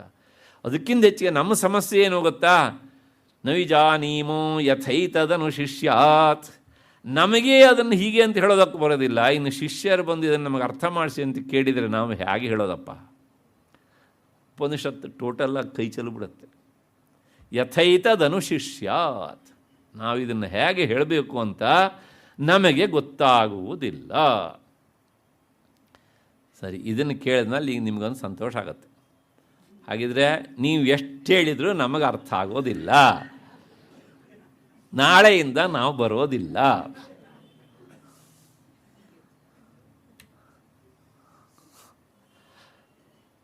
ಅಂತ ಹೇಳಿದರೆ ಗೊತ್ತು, ಉಪನಿಷತ್ತಿಗೆ ಅದು ಅವ್ರು ಹೇಳ್ತಾರೆ. ನೆಕ್ಸ್ಟ್ ಭಗವತ್ಪಾದರ ಆ ಸಂಗತಿ ವಾಕ್ಯ ಹೀಗೆ ಹೇಳಿದಾಗ ಕೇಳುವರಿಗೆ ಸಂಶಯ ಬರುತ್ತೆ. ಯಾವ ರೀತಿಯಲ್ಲಿ ಹೇಳಿದ್ರು ಸಹ ಅರ್ಥ ಆಗೋದಿಲ್ಲ ಅಂತ ಆದಮೇಲೆ ಅದನ್ನು ತಿಳಿಸೋದಕ್ಕಾಗೋದಿಲ್ಲ ಮೀನ್ಸ್ ತಿಳಿಯೋದಕ್ಕಾಗೋದಿಲ್ಲ ಅಂತ ಆದಮೇಲೆ ಈ ಪುಸ್ತಕವು ವ್ಯರ್ಥ, ನಾವಿಲ್ಲಿ ಬಂದು ಕೇಳೋದು ವ್ಯರ್ಥ. ಹಾಗಾಗಿ ಇದರಿಂದ ದೂರ ಸರಿದು ಬಿಡೋಣ ಅಂತ ಯೋಚನೆ ಮಾಡಿದರೆ ಹೇಳ್ತಾರೆ ಅವರು, ಇಲ್ಲ ಹಾಗಲ್ಲ, ನೀನು ಲೋಕದಲ್ಲಿ ಹೇಗೆ ವಸ್ತುಗಳನ್ನು ತಿಳ್ಕೊಂಡು ಅರ್ಥ ಮಾಡ್ಕೊಳ್ತೀಯೋ ಅಷ್ಟು ಸುಲಭವಾಗಿ ಅದನ್ನು ಅರ್ಥ ಮಾಡಿಕೊಳ್ಳಲಾರೆ. ಅದಕ್ಕೆ ಹೆಚ್ಚು ಏಕಾಗ್ರತೆ ಬೇಕು. ಯಾಕೆ ಕೇಳಿದೆ, ನೀನು ಯಾವ್ಯಾವುದನ್ನು ಈವರೆಗೆ ತಿಳ್ಕೊಂಡಿದ್ದೀಯೋ ಅದರಂತೆ ಇರುವುದಲ್ಲ. ಆದ್ದರಿಂದ ಅದು ಸುಲಭ ಬೋಧ್ಯವಾದದ್ದಲ್ಲ, ಸುಲಭ ಗ್ರಾಹ್ಯವಾದದ್ದು ಅಲ್ಲ. ಅನ್ಯದೇವ ತದ್ವಿದಿತಾದಥೋ ಅಧೀ, ನೀನು ಈವರೆಗೆ ಏನೇನೆಲ್ಲ ತಿಳ್ಕೊಂಡಿದೆಯೋ ಅದು ಎಲ್ಲಕ್ಕಿಂತ ಅದು ಬೇರೆ. ಹೀಗೆ ತಿಳಿದುಕೊಂಡಿದ್ದು ಎಲ್ಲವನ್ನೂ ಸಹ ಅಲ್ಲಗಳೆಯೋದು, ಆಗ ಅದು ಸಿಗುತ್ತೆ. ಹೇಗೆ? ಒಂದು ದೃಷ್ಟಾಂತ ಕೊಡ್ತೇನೆ ನೋಡಿ. ಇಲ್ಲಿ ಒಂದು 8 ಜನ ಇದ್ದಾರೆ. 8 ಜನ. ನಾನು ಕೇಳ್ತೇನೆ, ಈ 8 ಜನರಲ್ಲಿ ರಾಮ ಅನ್ನೋನು ಯಾರು ಅಂತ. ಈಗ 2 ರೀತಿಯಲ್ಲಿ ಅವನನ್ನು ಪರಿಚಯಿಸ್ಬೋದು. ಒಂದು, ಇವನೇ ರಾಮ ಅಂತ ಅವನ ತೋಳನ್ನು ಮುಟ್ಟಿ ಎಳೆದು ಇವನೇ ರಾಮ ನೋಡಿ ಸರ್ ಅಂತ ಹೇಳ್ಬೋದು. ಇದು ಪಾಸಿಟಿವ್ ಆಗಿ ಪರಿಚಯಿಸುವ ಕ್ರಮ. ಇನ್ನೊಂದು ಕ್ರಮ ಉಂಟು, ನೆಗೆಟಿವ್ ಆಗಿ ಪರಿಚಯಿಸುವಂತಹದ್ದು. ಆ 7 ಜನರನ್ನು ಮುಟ್ಟೋದು. ಇವು ರಾಮ ಅಲ್ಲ, ಇವು ಅಲ್ಲ, ಇವು ಅಲ್ಲ, ಇವು ಅಲ್ಲ, ಇವು ಅಲ್ಲ. 7 ಜನರನ್ನು ಪಕ್ಕಕ್ಕೆ ಸರಿಸ್ಬಿಟ್ರೆ ಉಳಿದವನೇ ರಾಮ. ಹೌದು ತಾನೆ? ಅಲ್ಲಿಗೆ ಒಂದು ವಸ್ತುವನ್ನು ಪರಿಚಯಿಸೋದಕ್ಕೆ ಒಂದು ಸಕಾರಾತ್ಮಕವಾದಂಥ ಪಾಸಿಟಿವ್ ವಿಧಾನ, ಇನ್ನೊಂದು ನೇತ್ಯಾತ್ಮಕವಾದಂಥ ಅಂದರೆ ನೆಗೆಟಿವ್ ವಿಧಾನ. ಹೀಗೆ ಅಂತ ವೇದಾಂತ ಈ ಪಾಸಿಟಿವ್ ದಾರಿಯನ್ನು ಪರಿಚಯಿಸ ಮಾಡಲಿಕ್ಕೆ ಅಷ್ಟಾಗಿ ಬಳಸೋದಿಲ್ಲ. ಯಾಕೆ ಅಂದರೆ ಪಾಸಿಟಿವ್ ದಾರಿಯಲ್ಲಿ ಅರ್ಥ ಆಗೋದಕ್ಕಿಂತ ಅಪಾರ್ಥ ಆಗೋದು ಹೆಚ್ಚು. ಅದಕ್ಕೊಂದು ಉದಾಹರಣೆ ಕೊಟ್ಬಿಡ್ತೇನೆ. ನೀವು ಯಾರೂ ಎಮ್ಮೆ ನೋಡಲಿಲ್ಲ ಅಂತ ಅಂದ್ಕೊಳ್ಳೋಣ. ಸಾರಿ, ಏನು ಹಿಂಗೆ ಹೇಳ್ತಿದ್ದೀರಾ ಸ್ಯಾರ್ ಅಂತ ಕೇಳಬೇಡಿ. ಮತ್ತು ನೋಡಲಿಲ್ಲ, ನನ್ನ ಈ ಮಾತು ಮುಗಿಯೋವರೆಗೆ ನೋಡಲಿಲ್ಲ ಅಂತ ಅಂದ್ಕೊಬಿಡಿ. ಆದರೆ ಅದು ಅಂದ್ಬಿಟ್ಟು ಬೇರೆ ಎಲ್ಲ ನೋಡಿದ್ದೀರಿ ನೀವು. ಈಗ ನಾನು ಹೇಳ್ತೇನೆ, ಎಮ್ಮಿಗೆ 2 ಕೋಡಿರುತ್ತೆ ಅಂತ. ಹೀಗೆ ಹೇಳಿದ ತಕ್ಷಣ ನಿಮ್ಮ ಮನಸ್ಸು ಏನು ಯೋಚನೆ ಮಾಡುತ್ತೆ ಅಂದರೆ, ಈ ಮೊದಲು ನೀವು ಯಾವುದೋ ಕೋಡಿರುವ ಪ್ರಾಣಿಯನ್ನು ನೋಡಿರ್ತೀರಲ್ಲ, ಆ ಪ್ರಾಣಿಯನ್ನು ಮುಂದ್ಗಡೆ ತಂದು ನಿಲ್ಲಿಸ್ಕೊಳ್ಳುತ್ತೆ. ಹೌದಲ್ಲ? ನೋಡಿಬೇಕಿದ್ರೆ ಯಾವುದೋ ಊರಿಗೆ ಹೋಗಿರ್ತಾರೆ, ಭಾರಿ ಎತ್ತನ್ನು ನೋಡಿರ್ತೀರ ನೀವು, ಅದಕ್ಕೂ ಕೋಡಿರುತ್ತಲ್ಲ, ಹಾಂ ಕೋಡಿರುತ್ತೆ ಅಂತ ಹೇಳಿದ್ದಾರೆ ಅಲ್ವಾ, ಎಮ್ಮೆ ಅಂದರೆ ಹೀಗಿರುತ್ತೆ. ಆಯಿತು, ಹಾಗಿದ್ರೆ ಕೋಡಿರೋದೆಲ್ಲ ಎಮ್ಮೆನಾ? ಇಲ್ಲ. ಸರಿ, ನಾನು ಹೇಳ್ತೇನೆ ಎಮ್ಮೆ ಕರ್ರಗಿರುತ್ತೆ ಅಂತ. ಯಾವ್ಯಾವುದು ಕಪ್ಪು ವಸ್ತು ನೀವು ನೋಡಿದ್ರು ಅದೆಲ್ಲದೂ ಬರುತ್ತೆ ಗ್ರಹಚಾರ. ಹೌದಾ? ಸರಿ, ಎಮ್ಮೆಗೆ ಬಾಲ ಇರುತ್ತೆ ಅಂತಂದರೆ ಬಾಲ ಇರೋದೆಲ್ಲ ಎಮ್ಮೆ. ನಾಯಿಗೂ ಅವಾಗ ಎಮ್ಮೆ ಅಂತ ಹೇಳಬೇಕಾಗತ್ತೆ. Is it possible? ಯಾಕೆ ಹೇಳಿದೆ? ಸಕಾರಾತ್ಮಕವಾಗಿ ನಾವು ಎಲ್ಲಿ ಹೇಳ್ತೇವೋ ಅಲ್ಲಿ ಆ ವಸ್ತು ಅಲ್ಲದೆ ಬೇರೆ ವಸ್ತುಗಳು ಸಹ ನಮ್ಮ ಮನಸ್ಸಿಗೆ ಬಂದು ಅಡರಿಕೊಂಡು ನಾವು ತಿಳಿಯಬೇಕಾದ ವಸ್ತುವಿನ ಪರಿಚಯಕ್ಕೆ ಅಡ್ಡಿ ಮಾಡ್ತವೆ. ಈ ತೊಡಕು ನೇತ್ಯಾತ್ಮಕವಾದಂತಹ ನೆಗೆಟಿವ್ ಮಾರ್ಗದಲ್ಲಿ ಇಲ್ಲ. ಅದಕ್ಕೋಸ್ಕರನೇ ಉಪನಿಷತ್ತು ಹೇಳುತ್ತೆ ಎಲ್ಲ ಕಡೆಗೂ ಅದಲ್ಲ ಅದಲ್ಲ ಅದಲ್ಲ ಅದಲ್ಲ. ಎಲ್ಲವುದನ್ನು ಅಲ್ಲಗಳೆದ ಮೇಲೆ ಯಾವುದು ಉಳಿಯುತ್ತೋ ಅದು ಅದು ಅಷ್ಟೇ. ಮನಸ್ಸಿಗೆ ಬರ್ತಾ ಇದೆ ಅಂದ್ಕೊಂಡಿದ್ದೇನೆ. ಹಾಗಾಗಿ ನ ತತ್ರ ಚಕ್ಷುರ್ಗಚ್ಚತಿ ನ ವಾಗ್ಗಚ್ಚತಿ ನೋ ಮನಃ. ಸರಿ, ಈಗ ಮತ್ತೆ ಪುನಃ ಮೂಲಭೂತವಾದ ಪ್ರಶ್ನೆ, ಕಣ್ಣು ಯಾಕೆ ಅದನ್ನು ನೋಡೋದಿಲ್ಲ? ಇದೊಂದು ಪ್ರಶ್ನೆ ಅಲ್ವಾ? ಈಗ ಕಣ್ಣು ನೋಡಬೇಕು ಅಂದರೆ ಅದಕ್ಕೊಂದು ರೂಪ ಇರಬೇಕು, ಅಥವಾ ಬಣ್ಣ ಇರಬೇಕು, ಒಂದು ಆಕಾರ ಇರಬೇಕು. ಆದರೆ ದೇವಿ ಮೂಲ ರೂಪದಲ್ಲಿ ಅವಳು ಚೈತನ್ಯ ರೂಪಿಣಿ ಆದ್ದರಿಂದ ನಿರ್ಗುಣ, ನಿರಾಕಾರ, ನಿಷ್ಕ್ರಿಯ. ಗುಣರಹಿತವಾದದ್ದನ್ನು, ಆಕಾರರಹಿತವಾದದ್ದನ್ನು ಕಣ್ಣು ಹಿಡಿಯಲಾರದು. ಹಾಗಾಗಿ ಕಣ್ಣು ಆಕೆಯನ್ನು ನೋಡಲಾರದು. ಇದು ಒಂದರ್ಥ. ಇನ್ನೊಂದರ್ಥ ಏನು ಅಂದರೆ, ಕಣ್ಣಿನ ಸ್ವಭಾವ ಯಾವಾಗಲೂ ತನ್ನ ಎದುರಿನಲ್ಲಿ ಇರುವುದು, ಅಂದರೆ ತನಗಿಂತ ಆಚೆ ಇರುವುದನ್ನು ನೋಡುತ್ತೆ. ತನಗಿಂತ ಹಿಂದೆ ತನ್ನ ಒಳಗಿರುವುದನ್ನು ಕಣ್ಣು ನೋಡೋದಿಲ್ಲ. ಇದೇನಾರೂ ನೋಡ್ಲಿಕ್ಕೆ ಬಂದಿದ್ದಿದ್ರೆ ನಮಗೆಲ್ಲ ಯಾವತ್ತೋ ವೈರಾಗ್ಯ ಬಂದುಬಿಡ್ತಿತ್ತು.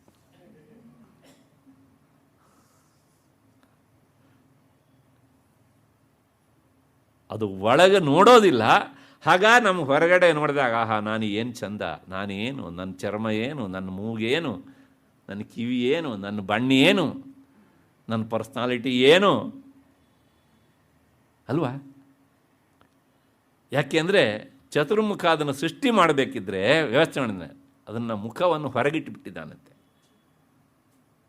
ಯಾವನೋ ಒಬ್ಬ ಜ್ಞಾನಿ ಆದವನು, ತೀವ್ರ ಉತ್ಕಟ ಇಚ್ಛೆಯ ಸಾಧಕ, ಆವೃತ್ತ ಚಕ್ಷು ಅಮೃತತ್ವಮಿಚ್ಛನ್, ಇದನ್ನು ಒಳಮುಖವಾಗಿ ತಿರುಗಿಸಿಕೊಂಡು ತನ್ನ ನಿಜ ರೂಪ ಏನು ಅಂತ ಅಂತಃಕರಣದಲ್ಲಿ ಪ್ರತಿಫಲಿತವಾದ ಆ ಚೈತನ್ಯವನ್ನು ನೋಡ್ತಾನೆ.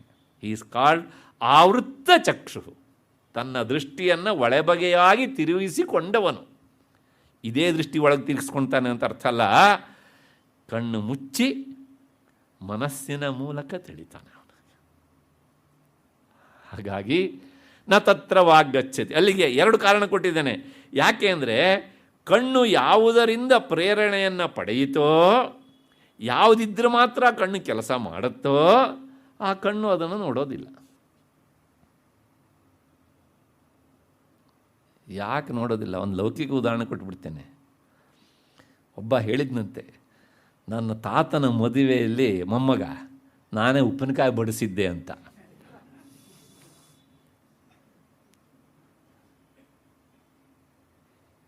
ಚೆನ್ನಾಗಿದೆ ಕೇಳೋದಕ್ಕೆ, ಅದರ ಸಾಧ್ಯ ಇದೆಯಾ? ಯಾಕೆ ಹೇಳಿ, ಅವನ ತಾತನ ಮದುವೆಯಲ್ಲಿ ಇವನ ಅಪ್ಪನೇ ಹುಟ್ಟಿರೋದಿಲ್ಲ ಅಲ್ವಾ? ಆ ತಾತನ ಮದುವೆಯಲ್ಲಿ ಉಪ್ಪಿನಕಾಯಿ ಬಡಿಸಿದ್ದೇನೆ ಅಂದರೆ ಹೌದಾ, ಏನು ಚೆನ್ನಾಗಿದೆಯಲ್ಲ ಅಂತ ನಮ್ಗೆ ಅನಿಸ್ಬಿಡುತ್ತೆ. ಹಾಗೆ ಕಣ್ಣು ಹೊರಮುಖವಾಗಿ ಹೋಗುತ್ತೆ. ಮತ್ತು ಈ ಕಣ್ಣಿಗೆ ನೋಡುವ ಶಕ್ತಿ ಬಂದದ್ದೇ ಚೈತನ್ಯದಿಂದ. ಆದ್ದರಿಂದ ಅದು ಕಣ್ಣಿಗೂ ಸಹ ಬ್ರಹ್ಮ ಸ್ಥಾನದಲ್ಲಿ ನಿಂತಂಥದ್ದು. ಆದ್ದರಿಂದ ಕಣ್ಣು ಆಕೆಯನ್ನು, ಆ ಚೈತನ್ಯವನ್ನು ನೋಡಲಾರದು. ನ ತತ್ರ ಚಕ್ಷುರ್ಗಚ್ಚತಿ. ಹಾಗೆ ನಾವು ವಾಗ್ಗಚ್ಚತಿ. ಮಾತು ಸಹ ಹೋಗಲಾರದು. ಅಂದರೆ ಮಾತು ಹಿಡಿದು ತೋರಿಸಲಾರದು, ಅದನ್ನು ಪರಿಚಯಿಸಲಾರದು. ಯಾಕೆ ಕೇಳಿದರೆ, ಮಾತು ಒಂದು ವಸ್ತುವನ್ನು ನಾವು ಪರಿಚಯಿಸಬೇಕಿದ್ರೆ 4 ತರಹದನ್ನು ಮಾತ್ರ ಪರಿಚಯ ಮಾಡಿಸುತ್ತೆ. ಅದು ಒಂದು ಜಾತಿ ಅಂದರೆ ಅದು ಅದರಂತೆ ಇರುವ ಇನ್ನೊಂದಿಷ್ಟು ಇರಬೇಕು ಅಂತ ಅದನ್ನು ಪರಿಚಯ ಮಾಡಿಸುತ್ತೆ. ಆಮೇಲೆ ಗುಣ, ಅದು ಕಪ್ಪು, ಬಿಳುಪು, ಕೆಂಪು, ಹಳದಿ ಇತ್ಯಾದಿ ಬಣ್ಣಗಳಿರಬೇಕು ಗುಣ. ಆಗ ಶಬ್ದ ಅದನ್ನು ಹೇಳುತ್ತೆ. ಆಮೇಲೆ ಕ್ರಿಯಾ, ಅವನು ಓಡ್ತಾನೆ, ಇವನು ಓದ್ತಾನೆ, ಹಣ್ಣು ಬೀಳತ್ತೆ, ಈ ಥರ ಕ್ರಿಯಾಸೂಚಕವಾದದ್ದನ್ನು ಶಬ್ದದ ಮೂಲಕ ಹೇಳಿ ಪರಿಚಯ ಮಾಡಿಸೋದಕ್ಕಾಗುತ್ತೆ. ಇನ್ನೊಂದುಂಟು ಸಂಬಂಧ. ಸಂಬಂಧ ಅಂದರೆ ಇದೊಂದು ವಸ್ತು, ನಾನು ನನ್ನದು ಅಲ್ವಾ? ಒಬ್ಬನ ಹತ್ರ ದುಡ್ಡುಂಟು, ಆ ಉಳ್ಳವನು ದುಡ್ಡು ಉಳ್ಳವನು. ಧನಂ ಅಸ್ಮಿನ್ ಅಸ್ತಿ ಇತಿ ಧನಿ, ಅವಾಗ ಪರಿಚಯ ಮಾಡ್ತತೆ. ಈ 4 ತರಹದ್ದನ್ನು ಬಿಟ್ಟರೆ ಈ 4ಕ್ಕಿಂತ ಹೊರತಾದಂಥ ವಸ್ತುವನ್ನು ಶಬ್ದ ಪರಿಚಯಿಸಲಾರದು. ನಾವು ಎಲ್ಲವನ್ನೂ ಮಾತಿನ ಮೂಲಕ ತಿಳಿಸ್ಬಿಡ್ತೀವಿ ಅಂತ ಹೊರಟ್ರೆ ಅದು ಆಗದೇ ಇರೋ ಕೆಲಸ. ಯಾಕೆಂದರೆ ಅದಕ್ಕೆ ಅದರದ್ದಾದಂಥ ಲಿಮಿಟೇಷನ್ ಉಂಟು. ಹಾಗಾಗಿ ನ ತತ್ರ ಚಕ್ಷುರ್ಗಚ್ಚತಿ ನ ವಾಗ್ಗಚ್ಚತಿ. ಮತ್ತಷ್ಟೇ ಅಲ್ಲ, ಮಾತು ಬರಬೇಕಿದ್ರೂ ಸಹ ಒಳಗಡೆಯಿಂದ ಚೈತನ್ಯ ರೂಪಿಣಿಯಾಗಿ ಅವಳಿದ್ದರೆ ಮಾತ್ರ ಮಾತು ಬರುತ್ತೆ. ಲೀಲಾಶುಕ ಒಂದು ಪ್ರಾರ್ಥನೆ ಮಾಡ್ತಾನೆ ಕೃಷ್ಣನನ್ನು ಕುರಿತು. ಪ್ರಾಣಪ್ರಯಾಣ ಸಮಯೇ ಕಫ ವಾತ ಪಿತ್ತೈ ಕಂಠಾವರೋಧನ ವಿಧೌ ಸ್ಮರಣಂ ಕುತಸ್ತೆ. ನಮ್ಮಲ್ಲಿ ಬಹಳಷ್ಟು ಜನರಿಗೆ ಭಗವಂತನನ್ನು ಕುರಿತು ಭಜನೆ ಮಾಡು, ಸ್ತೋತ್ರ ಮಾಡು ಅಂತಂದರೆ ಈಗ ಯಾಕೆ ಮಾಡಬೇಕು? ರಿಟೈರ್ಡ್ ಆದ ಮೇಲೆ, ಕ್ಲಬ್ಬಿಂದ ಮನೆಗೆ ಬಂದ ಮೇಲೆ, ನೆಂಟರು ಇಷ್ಟರು ಯಾರೂ ಇಲ್ಲದೇ ಇದ್ದರೆ, ಟಿ ವಿಯಲ್ಲಿ ಕಾರ್ಯಕ್ರಮ ಏನೂ ಇಲ್ಲದಿದ್ದರೆ, ಆಮೇಲೆ ಪುರುಷತ್ತಾದರೆ, ಮಾಡೋದಕ್ಕೆ ಮನಸ್ಸಿದ್ದರೆ, 60 ವರ್ಷಕ್ಕೆ ರಿಟೈರ್ಡು, 100 ವರ್ಷ ಬದುಕ್ತೇನೆ, 40 ವರ್ಷ ಏನು ಮಾಡೋದು? ಆವಾಗ ಇದನ್ನು ಮಾಡಿರಾಯ್ತು ಸಾಕಲ್ವಾ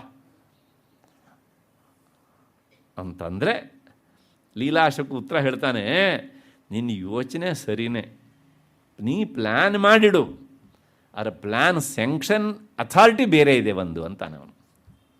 ಏನು ಕೇಳಿದರೆ, ಆ ಪ್ರಾಣೋತ್ಕ್ರಮಣ ಕಾಲದಲ್ಲಿ ಮಾಡಿದರೆ ಇನ್ನೂ ಶ್ರೇಷ್ಠ ಅಂತಂದರೆ, ಹೌದಪ್ಪ.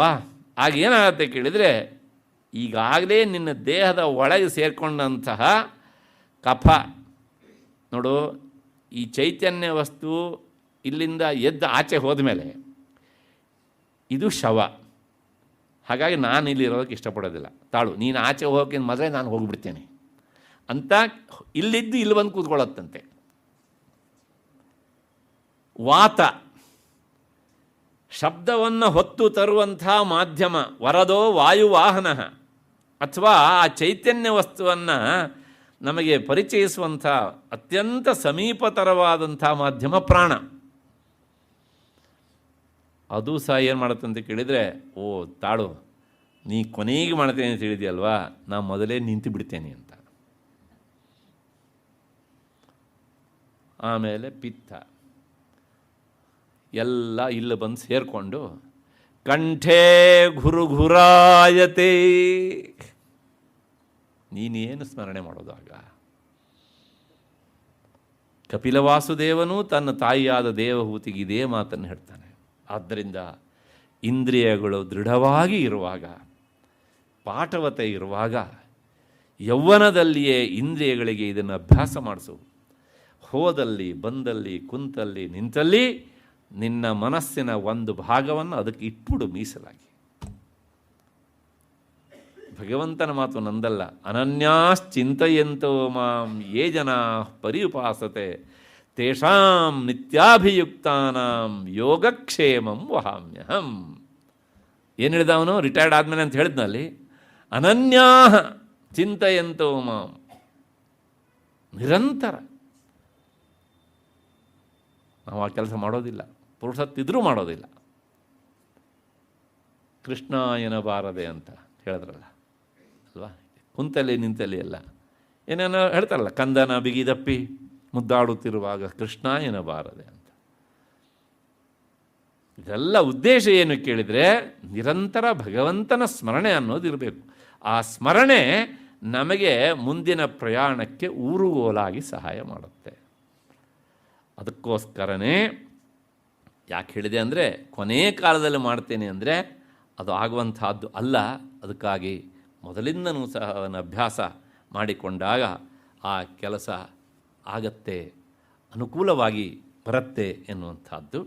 ಅಷ್ಟು ಹಿನ್ನೆಲೆಯಲ್ಲಿ ನ ತತ್ರ ಚಕ್ಷುರ್ಗಚ್ಚತಿ ನ ವಾಗ್ಗಚ್ಚತಿ ನೋ ಮನಃ ನ ವಿದ್ಮಃ ನ ವಿಜಾನೀಮಃ ಯಥೈತದನುಶಿಷ್ಯಾತ್.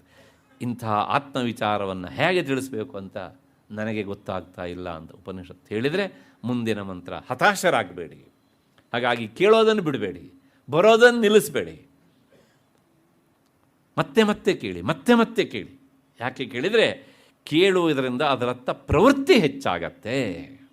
ಆ ಪ್ರವೃತ್ತಿ ಹೆಚ್ಚಾದಾಗ ಮಾನಸಿಕವಾಗಿ ಆ ವಿಷಯದ ಹತ್ತಿರ ಹೋಗ್ತೇವೆ. ಆಗೇನಾಗುತ್ತೆ, ತುಡಿತ ಹೆಚ್ಚಾಗತ್ತೆ. ತುಡಿತ ಹೆಚ್ಚಾದಾಗ ತುಡಿತ ಸಾಧನೆಗೆ ನಮ್ಮನ್ನು ತಳ್ಳತ್ತೆ. ಎಲ್ಲ ಹಂತವಾಗಿ ಹೀಗೆ ಅಂತ. ಆಗ ಏನಾಗುತ್ತೆ ಕೇಳಿದರೆ ಎಲ್ಲೋ ಒಂದು ಕಡೆಗೆ ಮನಸ್ಸಿನ ಮೂಲೆಯಲ್ಲಿ ಓಹೋ ಹೀಗೆ ಅನ್ನುವಂತಹ ಆ ಅರಿವು ಮೂಡೋದಕ್ಕೆ ಪ್ರಾರಂಭ ಆಗುತ್ತೆ. ಹಾಗಾಗಿ ಯಚ್ಚಕ್ಷುಷಾ ನ ಪಶ್ಯತಿ, ಕಣ್ಣು ನೋಡೋದಿಲ್ಲ ಅಂತಲ್ಲ, ಆದಮೇಲೆ ಅವರೇ ಹೇಳ್ತಾರೆ ಯಥೋ ವಾಚೋ ನಿವರ್ತಂತೆ ಅಪ್ರಾಪ್ಯ ಮನಸಾ ಸಹ. ನಾನು ಇಷ್ಟೊತ್ತಂಗೆ ಹೇಳಿದ್ದೇನೆ, ಅದನ್ನು ಉಪನಿಷತ್ತು ಹೇಳಿಬಿಟ್ಟೆ. ಮಾತು ಸಹ ಅದನ್ನು ಪರಿಚಯಿಸೋಕ್ಕಾಗೋದಿಲ್ಲ ಅಂಥೇಳಿ ಮನಸ್ಸಿನೊಂದಿಗೆ ಕೈಕಟ್ಟಿ ಬಂದು ಕುಳಿತು ಬಿಡುತ್ತೆ ಅಂತ ಚಂದ್ರಿಕಾ ವ್ಯಾಖ್ಯಾನದಲ್ಲಿ ವಿವರಣೆಯನ್ನು ಅವರು ಕೊಡ್ತಾರೆ. ಹಾಗಾಗಿ ಈ 6 ಇಂದ್ರಿಯಗಳ ಮೂಲಕವೂ ಸಹ ಆಕೆಯನ್ನು ಅರಿಯೋದಕ್ಕೆ ಆಗದೆ ಇರುವುದರಿಂದ, ಈ ಇಂದ್ರಿಯಗಳಿಗಿಂತಲೂ ಅತೀತಳಾದ್ದರಿಂದ ಅವಳು ಷಡಧ್ವಾತೀತ ರೂಪಿಣಿ. ವೇದಾಂತ ವಿಷಯ ಬಂತು ಅಂದರೆ ವಿಷಯ ಮುಂದಕ್ಕೆ ಹೋಗಲ್ಲ. ಇದು ವೇದಾಂತ ಹಿನ್ನೆಲೆಯಲ್ಲಿ ಹೇಳಿದ್ದು. ಇನ್ನು ಯೋಗಶಾಸ್ತ್ರದ ಹಿನ್ನೆಲೆಯಲ್ಲಿ ನಾನು ಹಿಂದೆ ಎಲ್ಲರಿಗೂ ಒಂದೊಂದು ಚಾರ್ಟ್ ಕೊಟ್ಟಿದ್ದೆ.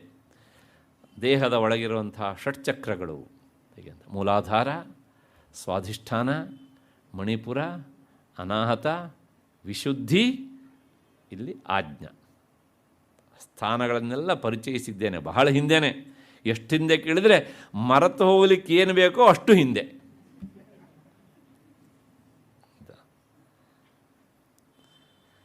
ಹಾಗಾಗಿ ಮನುಷ್ಯನ ದೇಹದಲ್ಲಿ ಮಾನವನ ಕಣ್ಣಿಗೆ ಕಾಣದೇ ಇರುವಂತಹ ಅಥವಾ ವೈದ್ಯಶಾಸ್ತ್ರದ ಇನ್ಸ್ಟ್ರುಮೆಂಟುಗಳಿಗೂ ಸಹ ಸಿಗದೇ ಇರುವಂತಹ, ಕೇವಲ ಯೋಗ ದೃಷ್ಟಿಗೆ ಮಾತ್ರ ಗೋಚರಿಸುವಂತಹ 6 ಚಕ್ರಗಳಿವೆ. ಅತ್ಯಂತ ಕೆಳಗಿರುವಂತಹದ್ದು ಗುದಸ್ಥಾನದ ಮೂಲದಲ್ಲಿರುವಂತಹದ್ದು ಹೆಸರೇ ಮೂಲ ಆಧಾರ. ಅದಕ್ಕೆಲ್ಲ ವಿವರಣೆ ಕೊಟ್ಟಿದ್ದೇನೆ, ಯಾಕೆ ಅದನ್ನು ಆಧಾರ ಅಂತ ಕರೀತಾರೆ ಇತ್ಯಾದಿಯಾಗಿ ಅಂತೆಲ್ಲ ವಿವರಣೆ ಕೊಟ್ಟಿದ್ದೇನೆ ಹಿಂದೆ. ಆ ಮೂಲಾಧಾರ ಅಲ್ಲಿ ಕುಂಡಲಿನಿ ಎನ್ನುವಂತಹ ಹೆಸರಿನ ದೇವಿ ಜಗನ್ಮಾತೆ ಸರ್ಪಾಕಾರದಲ್ಲಿ ಮುದುಡಿಕೊಂಡು ಇರ್ತಾಳೆ. ಹೇಗೆ ಕೇಳಿದರೆ ಈ ಕಮಲದ ಗಡ್ಡೆಯ ರೂಪದಲ್ಲಿ ಅಂತ. ಅದನ್ನು ಸಾಧಕನಾದವನು ಸಾಧನೆಯ ಮೂಲಕ ಮೇಲಕ್ಕೆ ಏಳಿಸ್ತಾ ಬಂದಾಗ ಅದು ಮತ್ತೆ ಪುನಃ ಒಂದೊಂದೇ ಚಕ್ರವನ್ನು ಮೂಲಾಧಾರದಿಂದ ಮುಂದಕ್ಕೆದ್ದು ಸ್ವಾಧಿಷ್ಠಾನ ಅಥವಾ ಮಣಿಪುರ 2 ಕ್ರಮ ಉಂಟು. ಅದಕ್ಕೆ ಬೇರೆ ಬೇರೆ ಅಂಥ ವಿಚಾರಗಳುಂಟು, ತುಂಬ ಸೂಕ್ಷ್ಮವಂತಹ ವಿಚಾರ. ಅಲ್ಲಿ 3 ಚಕ್ರ ಆಯಿತು: ಅನಾಹತ, ವಿಶುದ್ಧಿ, ಆಜ್ಞಾ. ಈ 6 ಚಕ್ರಗಳನ್ನು ದಾಟಿ ಸಹಸ್ರಾರೇ ಪದ್ಮೆ ಸಹರಹಸಿ ಪತ್ಯಾ ವಿಹರಸೆ. ಇಲ್ಲಿಗೆ ಬರೋದುಂಟಲ್ಲ, ಈ 6 ಚಕ್ರಗಳೇ 6 ಅಧ್ವಗಳು, ಮಾರ್ಗಗಳು, ದಾರಿಗಳು ಅಲ್ಲ. ಇನ್ನು ಹೇಳಬೇಕು ಅಂದರೆ ಆಕೆ ಬಂದು ನಿಲ್ಲುವಂತಹ ಒಂದರ್ಥದಲ್ಲಿ ತಾತ್ಕಾಲಿಕವಾದ ವಸತಿ ಕೇಂದ್ರಗಳು. ಸಾಧಕನಾದವನು ತನ್ನ ತೀವ್ರವಾದಂತಹ ಸಾಧನೆಯ ಮೂಲಕ ಆಕೆಯನ್ನು ಜಾಗೃತಗೊಳಿಸಿ ಒಂದೊಂದೇ ಚಕ್ರದಲ್ಲಿ ಆಕೆಯನ್ನು ನಿಲ್ಲಿಸಿ ಇಲ್ಲಿಗೆ ತಂದು ಸೇರಿಸಿದಾಗ ಅದೇ ಅತ್ಯಂತ ಆನಂದದ ಸ್ಥಿತಿ. ಅದು ಆ ಕುಂಡಲಿನಿ ಶಕ್ತಿ ಪರಶಿವನೊಂದಿಗೆ ಒಂದಾಗುವಾಗ ದೇಹದಲ್ಲಿರುವಂಥ 72,000 ನಾಡಿಗಳಲ್ಲೂ ಸಹ ಅಮೃತ ಸೇಚನವಾಗತ್ತೆ. ಅದು ಮೋಕ್ಷದ ಅತ್ಯುನ್ನತ ಸ್ಥಿತಿ ಎನ್ನುವಂಥದ್ದು ಯೋಗಶಾಸ್ತ್ರ ಮತ್ತು ತಂತ್ರಶಾಸ್ತ್ರಗಳು ಹೇಳುವಂಥ ಮಾತು. ಹಾಗಾಗಿ ಈ 6 ಚಕ್ರಗಳೇ 6 ಅಧ್ವಗಳು. ಇದನ್ನು ದಾಟಿ ಮೇಲಕ್ಕೆ ಬಂದು ಇಲ್ಲಿ ನಿಲ್ಲುವವಳಾದ್ದರಿಂದ ಅವಳು ಷಡಧ್ವಾತೀತ ರೂಪಿಣಿ. ಇಷ್ಟು ಅರ್ಥದ ಹಿನ್ನೆಲೆಯಲ್ಲಿ ಈ ನಾಮದ ವಿವರಣೆ ಆಯಿತು ಅಂತ ಅಂದ್ಕೊಂಡು ಬಿಡೋಣ.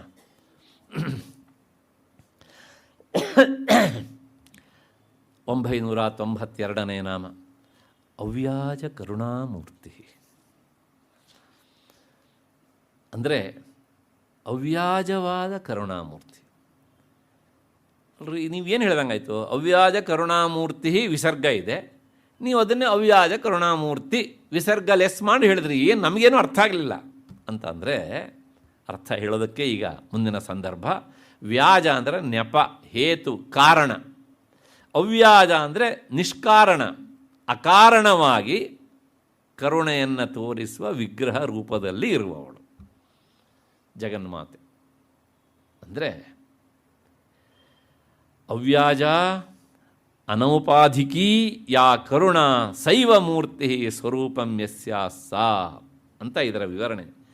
ಅಹೇತುಕವಾದ ಕಾರುಣ್ಯವೇ ದೇವಿಯ ಸ್ವರೂಪವಾದ್ದರಿಂದ ಅವಳು ಅವ್ಯಾಜ ಕರುಣಾಮೂರ್ತಿ. ಅಂದರೆ ದೇವಿ ನಮ್ಮ ಮೇಲೆ ಕಾರುಣ್ಯ ವರ್ಷಣ ಮಾಡೋದಕ್ಕೆ ನಮ್ಮಿಂದ ಏನನ್ನೋ ನಿರೀಕ್ಷಿಸಿಯೇ ಕಾರುಣ್ಯ ವರ್ಷಣ ಮಾಡ್ತಾಳೆ ಅಂತ ಹೇಳುವಂತೆ ಇಲ್ಲ. ಅದು ಲೋಕದ ಸಂಬಂಧ. ನಾನು ನಿಮಗೇನೋ ಉಪಕಾರ ಮಾಡಬೇಕು ಅಂದರೆ ನೀವು ನನಗೇನೋ ಕೊಟ್ಟಿರಬೇಕು, ಅಥವಾ ನೀವು ನನ್ನಿಂದ ಏನೋ ನಿರೀಕ್ಷಿಸ್ತೀರಿ, ಅದನ್ನು ಪಡಿಬೇಕು, ನನಗೇನೋ ಕೊಡಬೇಕು. ಇದೆಲ್ಲ ಲೋಕದ ಪ್ರೀತಿ ಉಂಟಲ್ಲ, ಇದು ಅವ್ಯಾಜವಾದ ಪ್ರೀತಿ ಅಲ್ಲ. ಇದು ಎಷ್ಟರ ಮಟ್ಟಿಗೆ ಕೇಳಿದ್ರೆ ಬೇಜಾರು ಮಾಡ್ಕೊಳ್ಬೇಡಿ. ತಂದೆ ಮಕ್ಕಳಲ್ಲಿರಿಸುವ ಪ್ರೀತಿ, ಮಕ್ಕಳು ತಂದೆ ತಾಯಿಯಲ್ಲಿರಿಸುವ ಪ್ರೀತಿ, ತಮ್ಮ ಅಣ್ಣನಲ್ಲಿರಿಸುವ ಪ್ರೀತಿ, ಅಣ್ಣ ತಮ್ಮನಲ್ಲಿರಿಸುವ ಪ್ರೀತಿ, ಬಾಲ್ಯದಲ್ಲಿ ಇವಷ್ಟೋ ಎಷ್ಟು ಅವ್ಯಾಜವಾಗಿರ್ತವೆ. ಬೆಳೀತಾ ಬೆಳೀತಾ ಬಂದ ಮೇಲೆ, ಇಲ್ಲೆಲ್ಲ ಕಪ್ಪಾಗ್ತಾ ಬಂದ ಮೇಲೆ, ಆಗ ಈ ಅವ್ಯಾಜ ಅದು ವ್ಯಾಜವನ್ನೇ ಬಯಸ್ತಾ ಇರುತ್ತೆ. ಸರಿ, ನಾ ಇದನ್ನು ಮಾಡಿಕೊಟ್ರೆ ನನಗೇನು ಲಾಭ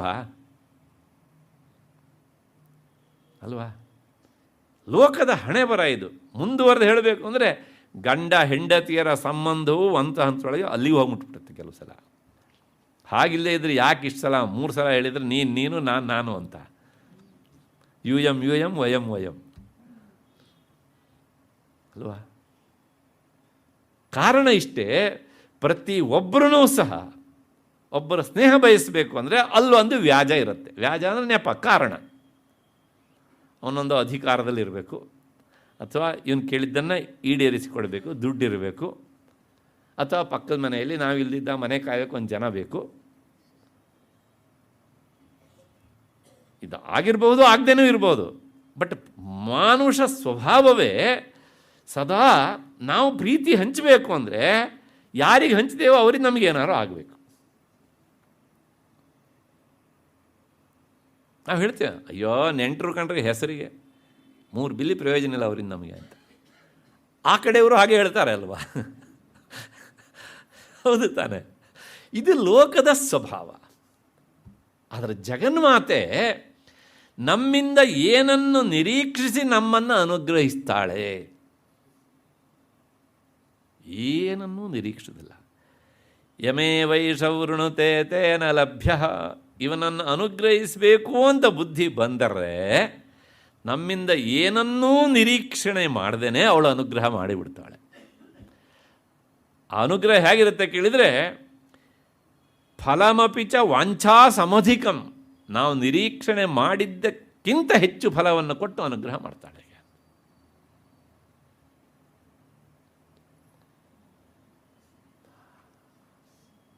ಹಾಗಾಗಿಯೇ ವಿದ್ಯಾರಣ್ಯರು ಒಂದು ಮಾತು ಹೇಳ್ತಾರೆ, ಮಂತ್ರವರಿಯೇನ ತಂತ್ರವರಿಯೇನ. ನನಗೆ ನಿನ್ನ ಮಂತ್ರ ಗೊತ್ತಿಲ್ಲ, ತಂತ್ರ ಗೊತ್ತಿಲ್ಲ. ಈ ಮಾತು ವಿದ್ಯಾರಣ್ಯರಿದ್ದಲ್ಲ, ಇದು ಬೇಂದ್ರೆಯವರು ಅದನ್ನು ಕನ್ನಡಕ್ಕೆ ಮಾಡಿದಂಥ ಕನ್ನಡ ಒಂದು ಸಾಲು ಅಷ್ಟೇ ಅಂತ. ನಮಂತ್ರನ್ನೋ ಯಂತ್ರಂ ತದಪಿ ಚ ನ ಜಾನೆ ಸ್ತುತಿಕಥಾ ನ ಜಾನೆ ಮುದ್ರಾಸ್ತೆ ತದಪಿ ಚ ನ ಜಾನೆ ವಿಲಪನಂ. ಕೊನೆ ಮುಂದುವರೆದು ಹೇಳ್ತಾರೆ, ಅಮ್ಮ ನಿನ್ನ ಎದುರಲ್ಲಿ ಕುಳಿತು ನನಗೆ ಜೋರಾಗಿ ಅಳೋದಕ್ಕೂ ಗೊತ್ತಿಲ್ಲ ನನಗೆ. ಯಾಕ್ರಿ ಅಂತಂದರೆ ಲೌಕಿಕ ವಿಷಯಕ್ಕೆ ಮಾತ್ರ ಅಳೋದಕ್ಕೆ ಗೊತ್ತು ಅವನಿಗೆ. ನಮಗೆಲ್ಲರಿಗೂ ಹಾಗೇನೆ. ಲೌಕಿಕ ವಿಷಯದ ಬಗ್ಗೆ ತುಂಬ ಅಳ್ತೇವೆ ನಾವು, ಕಣ್ಣೀರು ಸುರಿಸ್ದೇನೆ ಅಳಿಸ್ತೇವೆ. ಅದರ ಅಧ್ಯಾತ್ಮ ವಿಚಾರವಾಗಿ ಅಳೋದು ನಮ್ಗೆ ಗೊತ್ತೇ ಇಲ್ಲ ನಮಗೆ. ಅದು ಅಳೋದಕ್ಕೆ ಬಂದರೆ ಆಗ ತುಂಬ ಹತ್ತಿರ ಆಗ್ತೀವಿ ನಾವು. ಅಳಬೇಕು. ಯಾವುದಕ್ಕೋಸ್ಕರ ಅಳಬೇಕು ಅಂದರೆ ನನ್ನ ಸ್ವರೂಪ ಏನು ಅಂತ ತಿಳಿಸ್ಕೊಡು. ಎಷ್ಟು ಸಲ ಈ ಜನ್ಮ ಎತ್ತಿ ಬರಬೇಕು ನಾನು. ಒಂದೊಂದು ಸಲ ಗರ್ಭವಾಸ ಅನುಭವಿಸಿದಾಗಲೂ ಇದು ಬೇಡ ಅಂತ ಕೇಳ್ಕೊಂಡು ಬಂದವನು ನಾನು. ಇಲ್ಲಿ ಬಂದ ಮೇಲೆ ಮರೆತಿದ್ದೇನೆ, ಯಾಕೆ ನನಗೆ ಅದನ್ನು ಮರೆಸಿದ್ದೀಯೇ ನೀನು ಅಂತ ಕೇಳುವುದರ ಮೂಲಕ ಅಳುವುದನ್ನು ಅಭ್ಯಾಸ ಮಾಡಿಕೊಳ್ಬೇಕು. ನಾವು ಈ ರೀತಿಯಾಗಿ ಹೇಳಿ ಯಾವತ್ತಾರೋ ಅಳುತ್ತೇವ? ನಾವು ಅಳುತ್ತೇವೆ. ಹಿಂದೊಂದು ತಿಂಗಳ ಬಂದಾಗಲೇ ಪಟ್ಟಿ ಕೊಟ್ಟಿದ್ದೇನೆ, ಇನ್ನೂ ಅದನ್ನು ಈಡೇರಿಸಲಿಲ್ಲ. ನೀನು ನಿಜವಾಗಿಯೂ ದೇವರ ಶಿಲೆನಾ ನೀನು? ಹೇಳಿಬಿಡು. ಇದು ಒಂದಿಷ್ಟು ಅಳೋದು. ಮತ್ತು ಇನ್ನು ಕೆಲವು ಸಲ ನೋಡ್ರಿ, ಆ ಏರಿಯಾದಲ್ಲಿ ಏನು ಚೆನ್ನಾಗಿದೆ ನೆಟ್ವರ್ಕು, ನಮ್ಮ ಏರಿಯಾದಲ್ಲಿ ಇಲ್ಲವೇ ಇಲ್ಲ. ಲೌಕಿಕ ವಿಷಯಕ್ಕೆ ಅಲ್ಲಿ ನೋಡಿ, ವಾರದಲ್ಲಿ 4 ಸಲ ನೀರು ಬಿಡ್ತಾನಂತೆ, ನಮ್ಮ ಏರಿಯಾದಲ್ಲಿ 2 ದಿವಸ ಬಿಡೋದು. ನೀವು ಲೌಕಿಕ ವಿಷಯಕ್ಕೆ ಅಳುತ್ತಾ ಅಳುತ್ತಾ ಹೋದರೆ ನೀವು ಆ ನಿಜವಾದ ಅಳುವುದನ್ನೇ ಎಲ್ಲೋ ಮರೆತು ಬಿಡ್ತೀರಿ. ಇವತ್ತು ಹಾಗೆ ಆಗಿದೆ. ಅದಕ್ಕೋಸ್ಕರ ತುಂಬ ಜನ ಹತ್ತಿರ ಯಾರಿಗೂ ಏನೂ ಅನಿಸೋದೇ ಇಲ್ಲ. ಯಾಕೆಂದರೆ ಈ ಅಳುವಿನ ಹಿಂದೂ ಒಂದು ಮೋಸ ಉಂಟು ಅಂತ. ಆ ವಿದ್ಯಾರಣ್ಯರು ಹೇಳ್ತಾರೆ, ನನಗೆ ನಿನ್ನನ್ನು ಕುರಿತು ನಿಜವಾಗಿ ಅಳೋದಕ್ಕೂ ಬರೋದಿಲ್ಲ ನನಗೆ. ಅಷ್ಟರ ಮಟ್ಟಿಗೆ ನಾನು ಒಂದು ರೀತಿಯಲ್ಲಿ ದಡ್ಡ ಅಥವಾ ಇನೋಸೆಂಟ್ ಹೇಳಬೇಕು, ಏನಾದ್ರು ಹೇಳಿ ನೀವು. ಆದರೆ ನನಗೆ ಒಂದು ಗೊತ್ತು, ಏನು ಕೇಳಿದರೆ ತ್ವದನುಸರಣಂ ಕ್ಲೇಶ ಹರಣಂ. ನಿನ್ನನ್ನು ಅನುಸರಿಸಿದವರ ಕ್ಲೇಶವನ್ನು ನೀನು ದೂರ ಮಾಡ್ತೀವಿ. ಇಷ್ಟು ಮಾತ್ರ ಗೊತ್ತಮ್ಮ ನನಗೆ. ಏನು ಹೇಳ್ದಂಗಾಯ್ತು? ಈ ಭಾವ ಒಂದು ನಿನಗೆ ದೃಢವಾಗಿದ್ದರೂ ಸಾಕು, ನೀ ಬೇರೆ ಯಾವುದನ್ನು ತಿಳಿಬೇಕು ಅಂತ ಇಲ್ಲ. ಇದೇ ಒಂದು ಜಪ. ಹೀಗಾದಾಗ ಅವಳು ಅವ್ಯಾಜ ಕರುಣಾಮೂರ್ತಿ. ಅಕಾರಣವಾಗಿ ಏನನ್ನೂ ಬಯಸದೆ ಆಕೆ ತನ್ನ ಭಕ್ತನನ್ನು ಅನುಗ್ರಹಿಸ್ತಾಳೆ. ಭಗವತ್ಪಾದರು ಹೇಳ್ತಾರೆ, ಜಗತ್ರಾತುಂ ಶಂಭೋ ಜಯತಿ ಕರುಣಾ ಕಾಚಿದರುಣ. ಈ ಜಗತ್ತಿನ ರಕ್ಷಣೆಗೋಸ್ಕರ ಆ ಪರಶಿವನ ಒಂದಾನೊಂದು ಅರುಣಾರೂಪವಾದ ಶಕ್ತಿ ಸದಾ ವಿಜೃಂಭಿಸ್ತಾ ಇರ್ತದೆ ಅಂತ. ನಿನ್ನಿಂದ ಏನನ್ನೂ ಬಯಸೋದಿಲ್ಲ. ಅದು ಬಯಸೋದಿಲ್ಲ ಅಂತ ನೀನು ಆಕೆಯನ್ನು ವಿಚಾರ ಮಾಡೋದನ್ನು ಮರಿಬೇಡ. ನಿನ್ನ ಉದ್ದೇಶ ಆಗಿರಬೇಕು ಹೇಳಿದ್ರೆ ತ್ವದನುಸರಣಂ ಕ್ಲೇಶ ಹರಣಂ. ಅವಳ ಕಡೆಯಿಂದ ಜಯತಿ ಕರುಣ ಕಾಚಿದರುಣ. ಈ ಸಂಬಂಧ ಹೇಗಿರುತ್ತೆ? ನಿಷ್ಕಲ್ಮಷವಾದಂಥ ಬಾಂಧವ್ಯ ಅಲ್ವಾ? ಹೀಗಿದ್ದಾಗ ಮಾತ್ರ ಅವಳು ಆ ಕರುಣಾಮಯವಾದಂತಹ ಪರಶಿವನ ಶಕ್ತಿ ಅದು ಭಕ್ತನಿಂದ ಏನನ್ನೂ ಬಯಸದೆ ಅವನನ್ನು ಅನುಗ್ರಹಿಸ್ತಾಳೆ ಆಕೆ ಅಂತ ಅರ್ಥ. ಇದೆಷ್ಟು ಸೌಭಾಗ್ಯ ಭಾಸ್ಕರದ ವಿವರಣೆ. ಕರುಣಾ ಘೃಣೈವ ಮೂರ್ತಿ ವಿಗ್ರಹ ಯಸ್ಯ ಸಾ ಅಂತ ಚಂದ್ರಿಕಾ ವ್ಯಾಖ್ಯಾನ ವಿವರಣೆ. ಕರುಣೆಗೆ ಒಂದು ಆಕಾರವನ್ನು ಕೊಟ್ಟರೆ ಹೇಗಿರುತ್ತೆ ಅಂತ ನೀವು ಊಹಿಸಿಕೊಳ್ಳಿ. ಆ ಆಕಾರವೇ ಜಗನ್ಮಾತೆ. ಕಾರುಣ್ಯಕ್ಕೆ ಒಂದು ಆಕಾರವನ್ನು ಕೊಟ್ಟರೆ ಅದು ಅಮೂರ್ತವಾದಂಥದ್ದು. ಕಾರುಣ್ಯ ಎನ್ನುವಂಥದ್ದು ಹೃದಯಕ್ಕೆ ಅರ್ಥವಾಗುತ್ತೆ ಅಷ್ಟೇ ಹೊರತು ಕಣ್ಣಿಗೆ ಕಾಣೋದಿಲ್ಲ. ಹಾಗಾಗಿ ಇದು ಕಾರುಣ್ಯ ಹೀಗಿರ್ಬೋದು ಅಂತ ನೀವು ಆಕಾರ ಕೊಟ್ಟುಕೊಂಡರೆ ಆ ಆಕಾರ ಯಾರಿದ್ದಾಗತ್ತೆ ಕೇಳಿದ್ರೆ ಜಗನ್ಮಾತೆಯದಾಗತ್ತೆ. ಅಂಥ ಕರುಣಾಮಯಿ. ಎಷ್ಟರ ಮಟ್ಟಿಗೆ ಕರುಣಾಮಯಿ ಅಂತ ಕೇಳಿದರೆ ಸ್ವತಃ ತನ್ನ ಗಂಡನಾದಂಥ ಪರಶಿವನ ತಪಸ್ಸಿಗೆ ವಿಘ್ನವನ್ನು ಉಂಟು ಮಾಡಿದಂಥ ಮನ್ಮಥನನ್ನು ಶಿವ ತನ್ನ 3ನೇ ಕಣ್ಣನ್ನು ತೆರೆದು ಭಸ್ಮ ಮಾಡಿದ. ಮತ್ತೆ ಅವನನ್ನು ಜಗನ್ಮಾತೆ ಬದುಕಿಸಿದಳು. ಶಿವ ಸಾಯಿಸಿದ, ಜಗನ್ಮಾತೆ ಬದುಕಿಸಿದಳು. ಒಂದು ದೃಷ್ಟಿಯೊಳಗೆ ತನ್ನ ಗಂಡನಿಗೆ ಎಲ್ಲೆಲ್ಲದು ಉಪದ್ರವ ಕೊಟ್ಟವನವನು. ಅಂದರೆ ಅವಳ ಕಾರುಣ್ಯಕ್ಕೆ ಇಷ್ಟು ಅಂತ ಒಂದು ಪರಿಧಿಯೇ ಇಲ್ಲ. ಅಂತಹ ಆ ಮನ್ಮಥ ಮಾಡಿದ ಉಪಕಾರನಾದರೂ ಏನ್ರಿ ಅವರಿಗೆ? ಅವ್ಯಾಜ ಕರುಣಾಮೂರ್ತಿ ಅಂತ ಹೇಳೋದರ ಮೂಲಕ ಏನನ್ನೂ ಬಯಸದೆ ಆಕೆ ತನ್ನ ಭಕ್ತರ ಮೇಲೆ ಕಾರುಣ್ಯ ವರ್ಷಣ ಮಾಡ್ತಾಳೆ ಅನ್ನೋದನ್ನು ಹೇಳ್ತಾ ಆ ಕಾರುಣ್ಯದ ರೂಪವೇ ಜಗನ್ಮಾತೆ ಆಕಾರ ಕೊಟ್ಟರೆ ಅನ್ನೋದು ಚಂದ್ರಿಕಾ ವ್ಯಾಖ್ಯಾನದ ವಿವರಣೆ. ಮುಂದಿನ ನಾಮ 93ನೇ ನಾಮ ಅಜ್ಞಾನಧ್ವಾಂತ ದೀಪಿಕಾ. ಭಾಳ ಅದ್ಭುತವಾದಂತಹ ನಾಮಗಳು. ಮುಂದಕ್ಕೆ ಹೋಗ್ತಾ ಹೋದಾಗ ಅಜ್ಞಾನವೆಂಬ ಕತ್ತಲಿಗೆ ದೀಪವಾಗಿರುವವಳು. ಇದು ನಾಮದ ಯಥಾಶ್ರುತವಾದಂತಹ ಅರ್ಥ. ನೋಡಿ, ಅವರು ವಿವರಣೆ ಕೊಡ್ತಾರೆ, ಸುಲಭವಾಗಿ ಅರ್ಥ ಆಗತ್ತೆ. ಅಜ್ಞಾನಮೇವ ಧ್ವಾಂತಂ. ಧ್ವಾಂತ ಅಂದರೆ ಕತ್ತಲು. ಆ ಕತ್ತಲು ಹೇಗಿದೆ ಅಂತಂದರೆ ಅಂಧಕಾರ, ಅದು ಗಾಢ ಅಂಧಕಾರ. ತಸ್ಯ ದೀಪಿಕಾ ಇವ ನಾಶಕತ್ವಾತ್. ಆ ಕತ್ತಲು ಹೋಗಬೇಕು ಅಂದರೆ ಕತ್ತಲನ್ನು ನಾಶ ಮಾಡುವ ವಸ್ತು ಅಲ್ಲಿ ಬರಬೇಕು. ಯಾವುದು ಕೇಳಿದರೆ ಕತ್ತಲನ್ನು ನಾಶ ಮಾಡುವಂಥದ್ದು ಬೆಳಕು. ಇನ್ಯಾವುದರಿಂದಲೂ ಸಹ ಕತ್ತಲನ್ನು ಹೋಗಲಾಡಿಸೋಕೆ ಆಗೋದಿಲ್ಲ. ಆಗತ್ತಾ? ಈ ರೂಮಲ್ಲಿ ಕತ್ಲಪ್ಪ, ನೀವು ಒಂದು ಸ್ವಿಚ್ ಆನ್ ಮಾಡಿದರೆ ಕತ್ಲು ಹೋಗುತ್ತೆ. ಹೊರತು ಅಲ್ಲೇ ನಿಂತ್ಕೊಂಡು ಇಲ್ಲಿ ಕತ್ಲಕ್ಕೆ ಹೋದ್ಬಿಟ್ಟಿದೆ, ಈ ಕತ್ಲು ಹೋಗ್ಲಪ್ಪ ಅಂತ ಹೇಳಿ ದೇವರಿಗೆ ಹರಕೆ ಹೊತ್ಕೊಳ್ಳಿ, ಸತ್ಯನಾರಾಯಣ ವ್ರತ ಪೂಜೆ ಮಾಡಿಸ್ಬಿಡ್ತೇನೆ ನಾನು ಅಂತ. ಹೋಗುತ್ತಾ ಅದು? ಇಲ್ಲ. ಒಂದು ಅಭಿಷೇಕ ಮಾಡಿಸ್ಬಿಡ್ತೇನೆ, ಕತ್ತಲು ಹೋಗ್ಲಪ್ಪ, ಹೋಗುತ್ತಾ? ಇಲ್ಲ. ಕತ್ತಲು ಆಚೆ ಹೋಗೋದಕ್ಕಿರುವ ಏಕೈಕ ರೆಮಿಡಿ ಬೆಳಕನ್ನು ಹಾಯಿಸುವಂಥದ್ದು. ಆ ಬೆಳಕು ಯಾರು ಅಂದರೆ ಜಗನ್ಮಾತೆ. ಅಜ್ಞಾನಧ್ವಾಂತ ದೀಪಿಕಾ. ಅಜ್ಞಾನ ಎನ್ನುವಂಥ ಕತ್ತಲಿಗೆ ಬೆಳಕಿನಂಥ ಆದ್ದರಿಂದ, ಆ ಬೆಳಕು ಅಂದರೆ ಕತ್ತಲನ್ನು ನಾಶ ಮಾಡುವವಳಾದ್ದರಿಂದ ಅವಳು ದೀಪದಂತೆ ಇದ್ದಾಳೆ ಅಂತ. ಧ್ವಾಂತ ಅಂದರೆ ಕತ್ತಲು ಅಂತ ನಾನು ಹೇಳಿದೆ. ಭಗವತ್ಪಾದರು ಹೇಳ್ತಾರೆ, ಮಧ್ಯದಲ್ಲಿ ಒಂದು ವಿಷಯ ಹೇಳ್ಬಿಡ್ತೇನೆ. ಜಗನ್ಮಾತೆಯ ತುರುಬನ್ನು ಪ್ರಾರ್ಥನೆ ಮಾಡ್ತಾರೆ. ತುರುಬು ಅಂದರೆ ಕೇಶಪಾಶ ಅಂತ.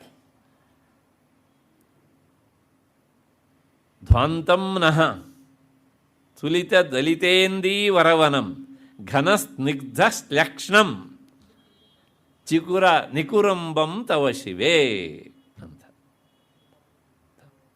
ಧ್ವಾಂತ ಅಂದರೆ ಕತ್ತಲು. ಆ ಕತ್ತಲನ್ನು ಹೋಗಲಾಡಿಸುವುದಕ್ಕೆ ಅವರು ಪ್ರಾರ್ಥಿಸುವುದು ಅತ್ಯಂತ ಕಪ್ಪಾದಂತಹ ಜಗನ್ಮಾತೆಯ ಕೂದಲುಗಳನ್ನು. ಏನ್ರಿ ಹೀಗೆ ವಿರುದ್ಧ ಆಯ್ತಲ್ರಿ? ಅದು ಕಪ್ಪು, ಕತ್ತಲು ಕಪ್ಪು, ಈ ಕಪ್ಪು ಆ ಕಪ್ಪು ಈ ಕಪ್ಪನ್ನು ಹೋಗಲಾಡಿಸತ್ತಾ ಅಂತಂದರೆ ಎಸ್. ನಿಮ್ಮ ಸಣ್ಣ ದೃಷ್ಟಾಂತ ಕೊಡ್ತೇನೆ. ಕೃಷ್ಣನ ಮೈಬಣ್ಣ ಕಪ್ಪು,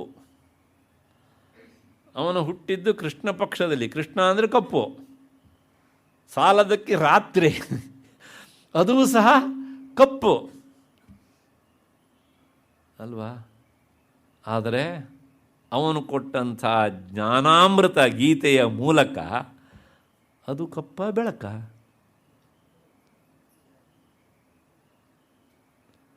ಅಲ್ಲಿಗೆ ಏನು ಹೇಳ್ದಂಗಾಯ್ತು? ಕಪ್ಪಿನ ಮೊಟ್ಟೆಯ ಒಳಗೆ ಬೆಳಕುಂಟು. ಶಿವರಾತ್ರಿ ಕಪ್ಪು.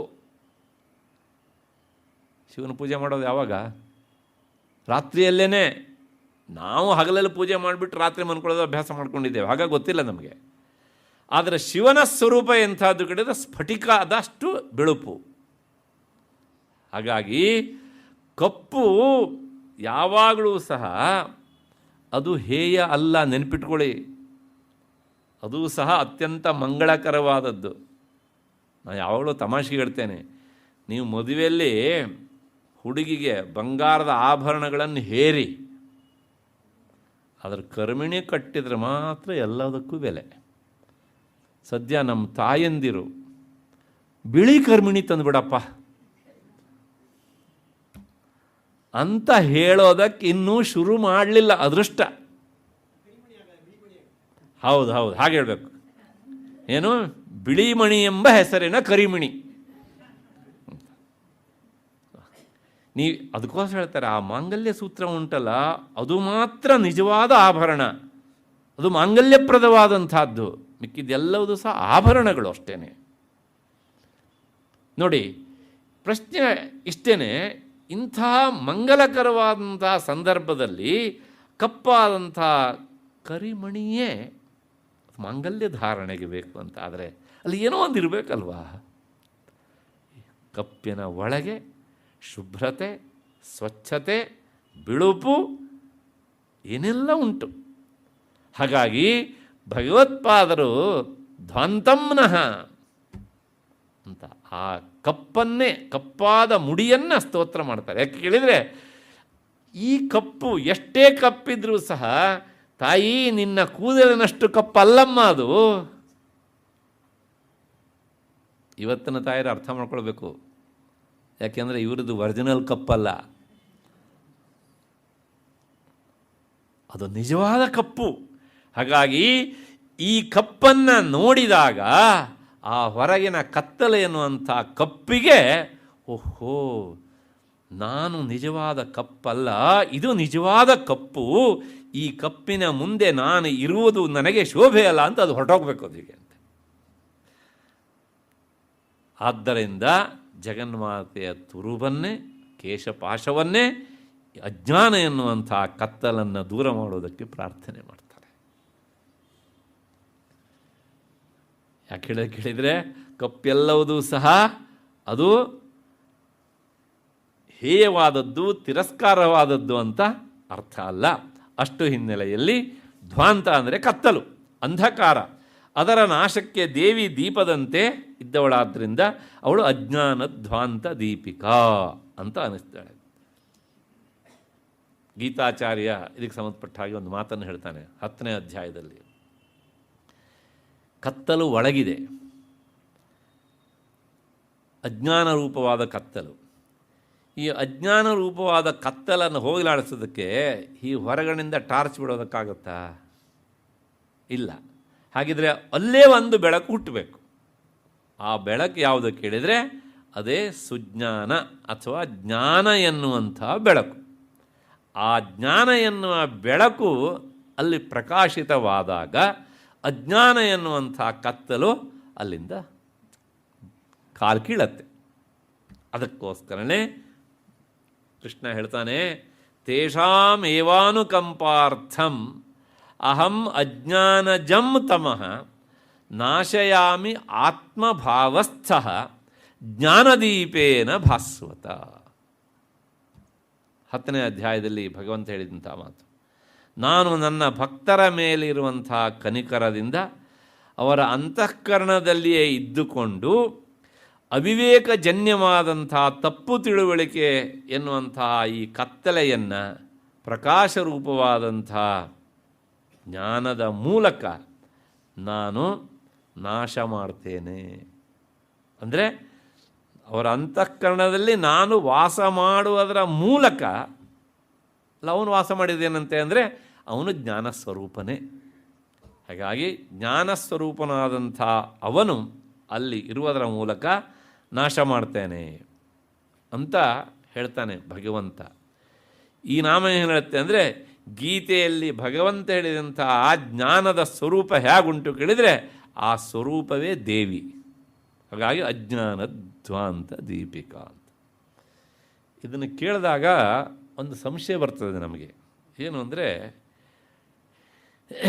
ಇದೊಂದು ದೀಪ ಅಂದರೆ ಲೋಕದಲ್ಲಿ ಹಲವು ದೀಪಗಳು.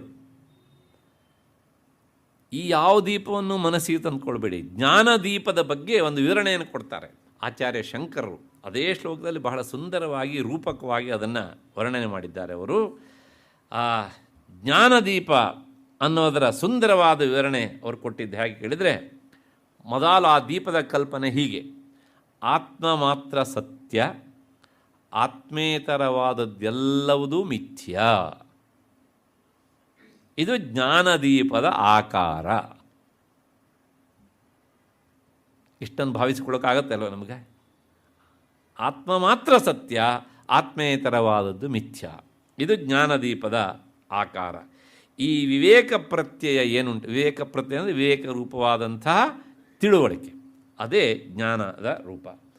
ಸರಿ, ಈ ದೀಪ ಅಲ್ಲ ಅದು, ಈ ಎಣ್ಣೆ ದೀಪ ಅದು. ಈ ದೀಪ ಉರಿಬೇಕು ಅಂದರೆ ಅದಕ್ಕೊಂದು ಎಣ್ಣೆ ಬೇಕಲ್ವ. ಈ ವಿವೇಕ ರೂಪವಾದಂಥ ಅಂದರೆ ಆತ್ಮ ಮಾತ್ರ ಸತ್ಯ, ಆತ್ಮೇತರವಾದದ್ದು ಮಿಥ್ಯ ಎನ್ನುವಂಥ ಈ ಆಕಾರದ ಜ್ಞಾನ ದೀಪ ಉರಿಯೋದಕ್ಕೆ ಅದಕ್ಕೊಂದು ಎಣ್ಣೆ ಹಾಕಬೇಕು. ಅಂದರೆ ಆ ಎಣ್ಣೆ ಯಾವುದು ಅಂದರೆ ಭಕ್ತಿಯೇ ಎಣ್ಣೆ, ನಿರಂತರ ಭಕ್ತಿ. ಆಯಿತು, ಇಷ್ಟಿದ್ರೆ ಸಾಕ ದೀಪ ಉರಿಯತ್ತ, ಅದಕ್ಕೊಂದು ಬತ್ತಿ ಬೇಕಲ್ವ. ಹಾಗಿದ್ರೆ ಬತ್ತಿ ಯಾವುದು ಕೇಳಿದರೆ ಭಗವಂತನಲ್ಲಿ ನಾವು ಇರುವಂಥ ನಿರಂತರ ಪ್ರೀತಿ ಏನುಂಟಲ್ಲ, ಬತ್ತಿ ಬೇಕು, ಅದು ಉರಿಯೋದಕ್ಕೆ ಗಾಳಿಯೂ ಬೇಕು, ಅದನ್ನು ನಾವು ಮರಿಬಾರ್ದು. ಮಂದ ಮಾರುತ ಬೇಕು, ತುಂಬ ಜೋರಾಗಿ ಬಡಿದ ಗಾಳಿಯಿಂದ ದೀಪ ಆರಿಬಿಡುತ್ತೆ. ಅದನ್ನು ಎರಡನ್ನೂ ಹೇಳ್ತಾರೆ ಅವರು. ಮೊದಲು ಆ ಗಾಳಿ ವಿಚಾರ ಹೇಳ್ತಾರೆ. ಆ ದೀಪ ಉರಿಯೋದಕ್ಕೆ ಒಂದು ಗಾಳಿ ಬೇಕು. ಆ ಗಾಳಿ ಯಾವುದು ಅಂದರೆ ಭಗವಂತನಲ್ಲಿ ನಾವು ಇರಿಸುವಂಥ ನಿರಂತರ ಪ್ರೀತಿ ಏನುಂಟಲ್ಲ, ಅದೇ ಆ ದೀಪ ಉರಿಯೋದಕ್ಕೆ ಬೇಕಾದಂತಹ ಗಾಳಿ. ನಿಮಗೆ ಗೊತ್ತಿರಬೇಕು ಪ್ರಾಯಶಃ, ವ್ಯಾಕ್ಯೂಮ್ ಪ್ಲೇಸಲ್ಲಿ ದೀಪ ಇಟ್ಟರೆ ಅದು ಆರು ಹೋಗ್ಬಿಡುತ್ತೆ ಅಲ್ವಾ. ಯಾಕೆಂದರೆ ಗಾಳಿಯ ಮೂಲಕ ಆಮ್ಲಜನಕದ ಸಪ್ಲೈ ಆಗುತ್ತೆ, ಅದು ಉರಿಯುತ್ತೆ, ಇತ್ಯಾದಿ ಇತ್ಯಾದಿ ಎಲ್ಲ. ಹಾಗಾಗಿ ಇದು ಈ ಪ್ರೀತಿ ಎನ್ನುವಂತಹ ಗಾಳಿ ಮತ್ತು ಬ್ರಹ್ಮಚರ್ಯಾದಿ ಸಾಧನಗಳಿಂದ ಸಂಸ್ಕೃತಗೊಂಡಂತಹ ನಮ್ಮ ಪ್ರಜ್ಞೆ ಬುದ್ಧಿ ಏನುಂಟಲ್ಲ, ಅದೇ ಅದರ ಬತ್ತಿ, ಮೊಂಬತ್ತಿ ಅಂತ ಹೇಳ್ತೇವಲ್ಲ ಅದು. ಅದಾದಮೇಲೆ ಇದಕ್ಕೊಂದು ಹಣತೆ ಬೇಕಲ್ಲ, ನಿರಂತರ ವೈರಾಗ್ಯ ಎನ್ನುವಂತಹದ್ದು ತುಂಬಿದ್ದು ಈ ಅಂತಃಕರಣವೇ ಹಣತೆ. ಇಲ್ಲಿವರೆಗೆ ಆಗ್ಬೋದು, ಇದು ಆಗೋದಿಲ್ಲ ನಮಗೆ ಬಹಳಷ್ಟು ಜನರಿಗೆ. ಹಾಗಾಗಿ ಈ ವೈರಾಗ್ಯ ತುಂಬಿದ ಅಂತಃಕರಣವೇ ಆ ದೀಪಕ್ಕೆ ಬೇಕಾದಂಥ ಹಣತೆ.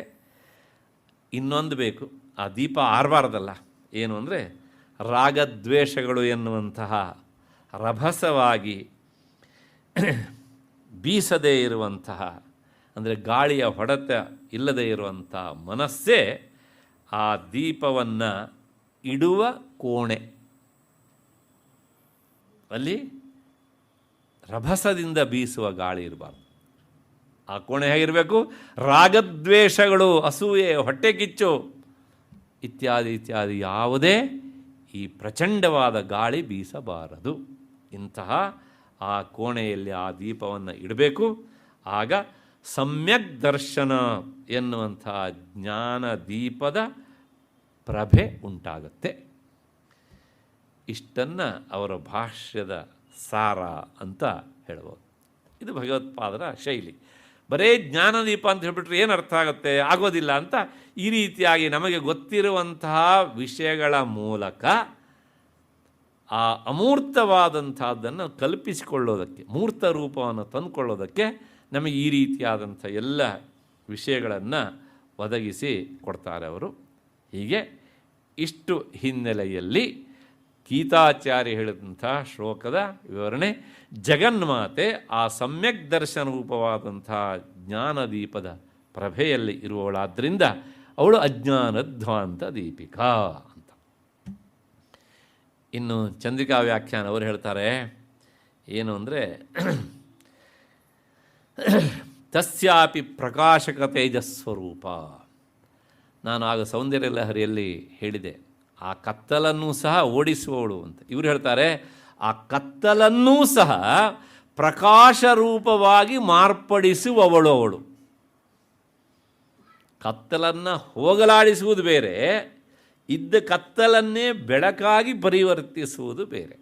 ಹಾಗೆ ಮಾಡುವವಳಾದ್ದರಿಂದ ಪ್ರಕಾಶಕ ತೇಜಸ್ವರೂಪ ಅಂತ ಅವರು ವಿವರಣೆಯನ್ನು ಕೊಡ್ತಾರೆ.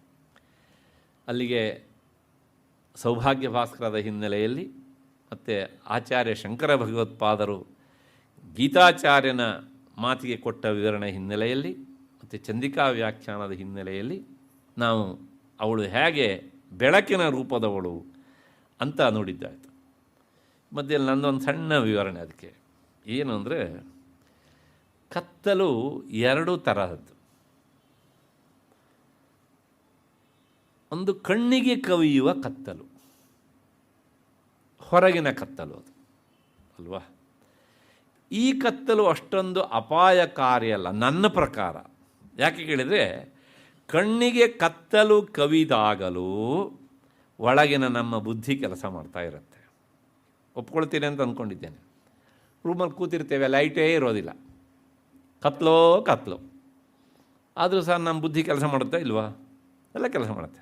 ಅಂದರೆ ಹೊರಗೆ ಕತ್ತಲು ಅಡರಿದರೂ ಒಳಗೆ ನಮಗೆ ಅಷ್ಟೋ ಎಷ್ಟೋ ಚಿಂತನ ರೂಪವಾದ ಬೆಳಕುಂಟು. ಅಂದರೆ ಈ ಹೊರಗಿನ ಕತ್ತಲು ನಮ್ಮ ಒಳಗಿರುವಂತಹ ಬೆಳಕನ್ನು ಮಾಸುವಂತೆ ಮಾಡಲಿಲ್ಲ. ಹಾಗಾಗಿ ಹೊರಗಿನ ಕತ್ತಲು ಭಾಳ ಒಳ್ಳೆಯ ಕತ್ತಲು, ಅದಕ್ಕೊಂದು ವಂದನಾರ್ಪಣೆ ಮಾಡಿಬಿಡೋಣ. ಇನ್ನೊಂದು ಕತ್ತಲು ಉಂಟು. ಆ ಕತ್ತಲೆ ಯಾವುದು ಅಂತಂದರೆ, ಅದು ಒಳಗೆ ನಮ್ಮ ಬುದ್ಧಿಗೆ ಕವಿಯುವ ಕತ್ತಲು. ಇದು ತುಂಬ ಡೇಂಜರ್. ಬುದ್ಧಿಗೆ ಕವಿಯುವ ಕತ್ತಲು ಯಾವುದು ಅಂದರೆ, ರಾಗದ್ವೇಷಗಳ ಮೂಲಕ ಒಂದು ರೀತಿಯಾದಂತಹ ಈ ಹೊಲಸು ಡಸ್ಟುಗಳು ಕೂತಾಗೆ ಕೂತುಬಿಡುತ್ತೆ. ಅದು ಆಗ ಏನಾಗುತ್ತೆ ಅಂತ ಆದರೆ, ಬುದ್ಧಿ ಕೆಲಸ ಮಾಡೋದಿಲ್ಲ. ಈ ಕತ್ತಲು ಕವಿದಾಗ ಮೊದಲು ಆಗುವುದೇ ಆತ್ಮವಿಸ್ಮೃತಿ. ತನ್ನ ನಿಜ ರೂಪ ಏನು ಇದ್ರ ಬಗ್ಗೆ ವಿಚಾರ ಮಾಡೋದಿಲ್ಲ. ಊಟ ಮಾಡು, ತಿನ್ನು, ಮಜಾ ಉಡಾಯಿಸು, ಇದ್ದಷ್ಟು ದಿವಸ ಋಣಂಕೃತ್ವ ಘೃತಂ ಪಿಬೇತ್. ಸಾಲ ಮಾಡಾದರೂ ತುಪ್ಪ ತಿನ್ನು, ಮಜಾ ಉಡಾಯಿಸು. ಏನಂದರೆ ಏನು ಮಾಡಿದರೆ ಏನು, ಒಂದು ದಿವಸ ಹೋಗೋದೇ ಅಲ್ವಾ? ಅಂದರೆ ಅವನು ಅವತ್ತಿಂದನೇ ಹೋಗೋದಕ್ಕೆ ರೆಡಿ. ಉಡಾಯಿಸ್, ಆಮೇಲೆ ರಸ್ತೆ ಮೇಲೆ ಎಲ್ಲ ಒಂದು ದಿವಸ ಉಡಾಯಿಸ್. ಯಾಕೆ? ಆತ್ಮ ವಿಸ್ಮೃತಿ. ಇದು ಬುದ್ಧಿಗೆ ಕವಿದ ಕತ್ತಲು ಮಾಡುವಂತಹ ಒಂದು ತೊಡಕು. ಹೀಗೆ ಆತ್ಮವಿಸ್ಮೃತಿ ಉಂಟಾಗತ್ತೆ. ಅದು ಹೊರಗಿನ ಕತ್ತಲೆಗಿಂತಲೂ ಅತ್ಯಂತ ಅಪಾಯಕಾರಿ. ಪ್ರಶ್ನೆ ಇಷ್ಟೇ, ಅದಕ್ಕೋಸ್ಕರ ನಾನು ಹೇಳಿದೆ, ಹೊರಗಿನ ಕತ್ತಲೆಗಿಂತಲೂ ಸಹ ಇದು ತುಂಬ ಡೇಂಜರ್ ಅಂತ. ಇದಕ್ಕಿಂತ ಅದು ಎಷ್ಟೋ ಪಾಲು ವಾಸಿ. ಕಣ್ಣಿಗೆ ಕವಿಯುವ ಕತ್ತಲು, ಒಳಗೆ ಬುದ್ಧಿಗೆ ಕವಿಯುವ ಕತ್ತಲು ಈ ಎಲ್ಲ ಅನರ್ಥವನ್ನು ಉಂಟು ಮಾಡುತ್ತೆ. ಅದನ್ನು ಹೊರಗಿನ ಯಾವ ಬೆಳಕೂ ಸಹ 1000 ಸೂರ್ಯರು ಏಕಕಾಲದಲ್ಲಿ ಉದಯಿಸಿದ್ರೂ ಸಹ ಒಳಗಿನ ಕತ್ತಲು ಎನ್ನುವಂತಹದ್ದನ್ನು ದೂರ ಮಾಡಲಾರರು. ಹಾಗಿದ್ರೆ ಅದಕ್ಕೆ ಒಳಗಿನ ಬೆಳಕು ಬೇಕು. ಆ ಬೆಳಕು ಅದು ಜ್ಞಾನರೂಪವಾದಂತಹ ದೇವಿ. ಅವಳು ಮಾತ್ರ ಆ ಒಳಗಡೆ ಇರುವಂತಹ ಅಜ್ಞಾನ ರೂಪವಾದ ಕತ್ತಲನ್ನು ನಾಶ ಮಾಡುವವಳಾದ್ದರಿಂದ ಅವಳು ಅಜ್ಞಾನಧ್ವಾಂತ ದೀಪಿಕಾ. ಹಾಗಾಗಿ ನಾವು ಒಂದನ್ನು ಕೇಳ್ಕೊಳ್ಬೇಕು, ನನ್ನ ಹೊರಗಣ್ಣಿಗೆ ಕತ್ತಲು ಕವಿದರೂ ಚಿಂತೆ ಇಲ್ಲ, ಆದರೆ ನನ್ನ ಬುದ್ಧಿಗೆ ಮಾತ್ರ ಕತ್ತಲು ಆವರಿಸದೇ ಇರುವ ಹಾಗೆ ನನ್ನನ್ನು ಅನುಗ್ರಹಿಸು ತಾಯಿ ಅಂತ. ಯಾಕೆಂದರೆ ಅದಕ್ಕೆ ಕತ್ತಲು ಕವಿಯಿತು ಅಂದರೆ ಏನೂ ಮಾಡೋಕ್ಕಾಗೋದಿಲ್ಲ. ನಾನು ಈ ಮಾತನ್ನು ಯಾಕೆ ಹೇಳ್ತೇನೆ ಕೇಳಿದರೆ, ನಮ್ಮಲ್ಲಿ ಎಷ್ಟೋ ಜನ ಈ ಹೊರಗಿನ ಕತ್ತಲು ಕವಿದವರು ಅಥವಾ ನೇರವಾಗಿ ನೇತ್ರೇಂದ್ರಿಯ ವಿಹೀನರಾದವರು ಸಹ ಎಷ್ಟೆಷ್ಟೋ ಒಳ್ಳೆಯ ಕೆಲಸ ಮಾಡಿದ್ದಾರೆ. ಆದರೆ ಬುದ್ಧಿಗೆ ಕತ್ತಲು ಕವಿದವರು ಏನು ಮಾಡ್ತಾರೆ? ಏನೂ ಮಾಡೋದಿಲ್ಲ. ನಾನು ಹೇಳಿದ್ನಲ್ಲ, ಅಷ್ಟನ್ನು ಮಾತ್ರ ಮಾಡ್ತಾರೆ. ಹೀಗೆ ಹಾಗಾಗಿ ಅದಕ್ಕೆ ಅವಕಾಶವನ್ನು ಮಾಡಿಕೊಡಬಾರದು. ಯಾರ್ಯಾರು ಹೆಚ್ಚೆಚ್ಚು ಲೌಕಿಕ ವಿಷಯಗಳಲ್ಲೇ ಓಲಾಡ್ತಾ ಇರ್ತಾರೋ ಅವರ ಬುದ್ಧಿಗೆ ಹೆಚ್ಚು ಕತ್ತಲು ಕವಿಯತ್ತೆ. ಯಾರು ಹೆಚ್ಚೆಚ್ಚು ಅಧ್ಯಯನದ ಮೂಲಕ ಅಂದರೆ ಅವರ ಬುದ್ಧಿಯನ್ನು ಶುಚಿಗೊಳಿಸ್ಕೊಳ್ತಾ ಇರ್ತಾರೋ, ಅಧ್ಯಾತ್ಮ ಚಿಂತನೆ ಮಾಡ್ತಾರೋ, ಆಗ ಅದರ ಮೇಲೆ ಕುಳಿತಂತಹ ಈ ರಾಗದ್ವೇಷಾದಿಗಳು ಎನ್ನುವಂತಹ ಕಿಲುಬುಗಳು ಅಥವಾ ಈ ಡಸ್ಟ್ಗಳು ಜಾರ್ತಾ ಇರ್ತವೆ, ಹೋಗ್ತಾ ಇರ್ತವೆ. ಅದು ಅಷ್ಟಷ್ಟು ಶುದ್ಧವಾಗ್ತಾ ಇರುತ್ತದೆ. ಆಗ ಒಳಗಿನಿಂದ ಆ ಜಗನ್ಮಾತೆ ಜ್ಞಾನರೂಪಿಣಿಯಾದಂಥವಳು ನಿಜವಾದ ಅರ್ಥದಲ್ಲಿ ಅಜ್ಞಾನಧ್ವಾಂತ ದೀಪಿಕಾ ಆಗ್ತಾಳೆ. ಇಷ್ಟು ಹಿನ್ನೆಲೆಯಲ್ಲಿ ಈ ನಾಮದ ವಿವರಣೆಯೊಂದಿಗೆ ಯಥಾಶಕ್ತಿ ಚಿಂತನೆಯೊಂದಿಗೆ ಇಲ್ಲಿ ನಿಲ್ಲಿಸ್ಕೊಳ್ಳೋಣ. ನಾಳೆ ದಿವಸ ಸೇರಿದಾಗ ಆಬಾಲ ಗೋಪವಿದಿತ ಈ ನಾಮದ ಚಿಂತನೆ ಏನು ಅನ್ನೋದನ್ನು ನೋಡೋಣ. ಏಕೆಂದರೆ ನಾಳೆ ನಾವು ಸುಮಾರು ನಾಮಗಳನ್ನು ನೋಡಬೇಕು. ಮತ್ತು ಪುನಃ ನಾಡಿದ್ದು ಲಲಿತಾ ಪಂಚಮಿ. ಹಾಗಾಗಿ ಸಾಧ್ಯವಾದ ಮಟ್ಟಿಗೆ ಕೊನೆಯ ನಾಮವನ್ನು ಸ್ಪರ್ಶ ಮಾಡಲೇಬೇಕು ನಾವು ಎನ್ನುವಂಥದ್ದು ನಮ್ಮ ಅಪೇಕ್ಷೆ ಆದರೂ ಸಹ ಅದು ಜಗನ್ಮಾತೆಯ ಸಂಕಲ್ಪ ಅನ್ನೋದನ್ನು ನಾವು ಮರೆಯುವಂತೆ ಇಲ್ಲ. ಅಷ್ಟು ಹಿನ್ನೆಲೆಯಲ್ಲಿ ನಾಳೆ 6 ಗಂಟೆಗೆ ಸೇರಿದಾಗ ಮುಂದಿನ ನಾಮಗಳನ್ನು ನೋಡೋಣ.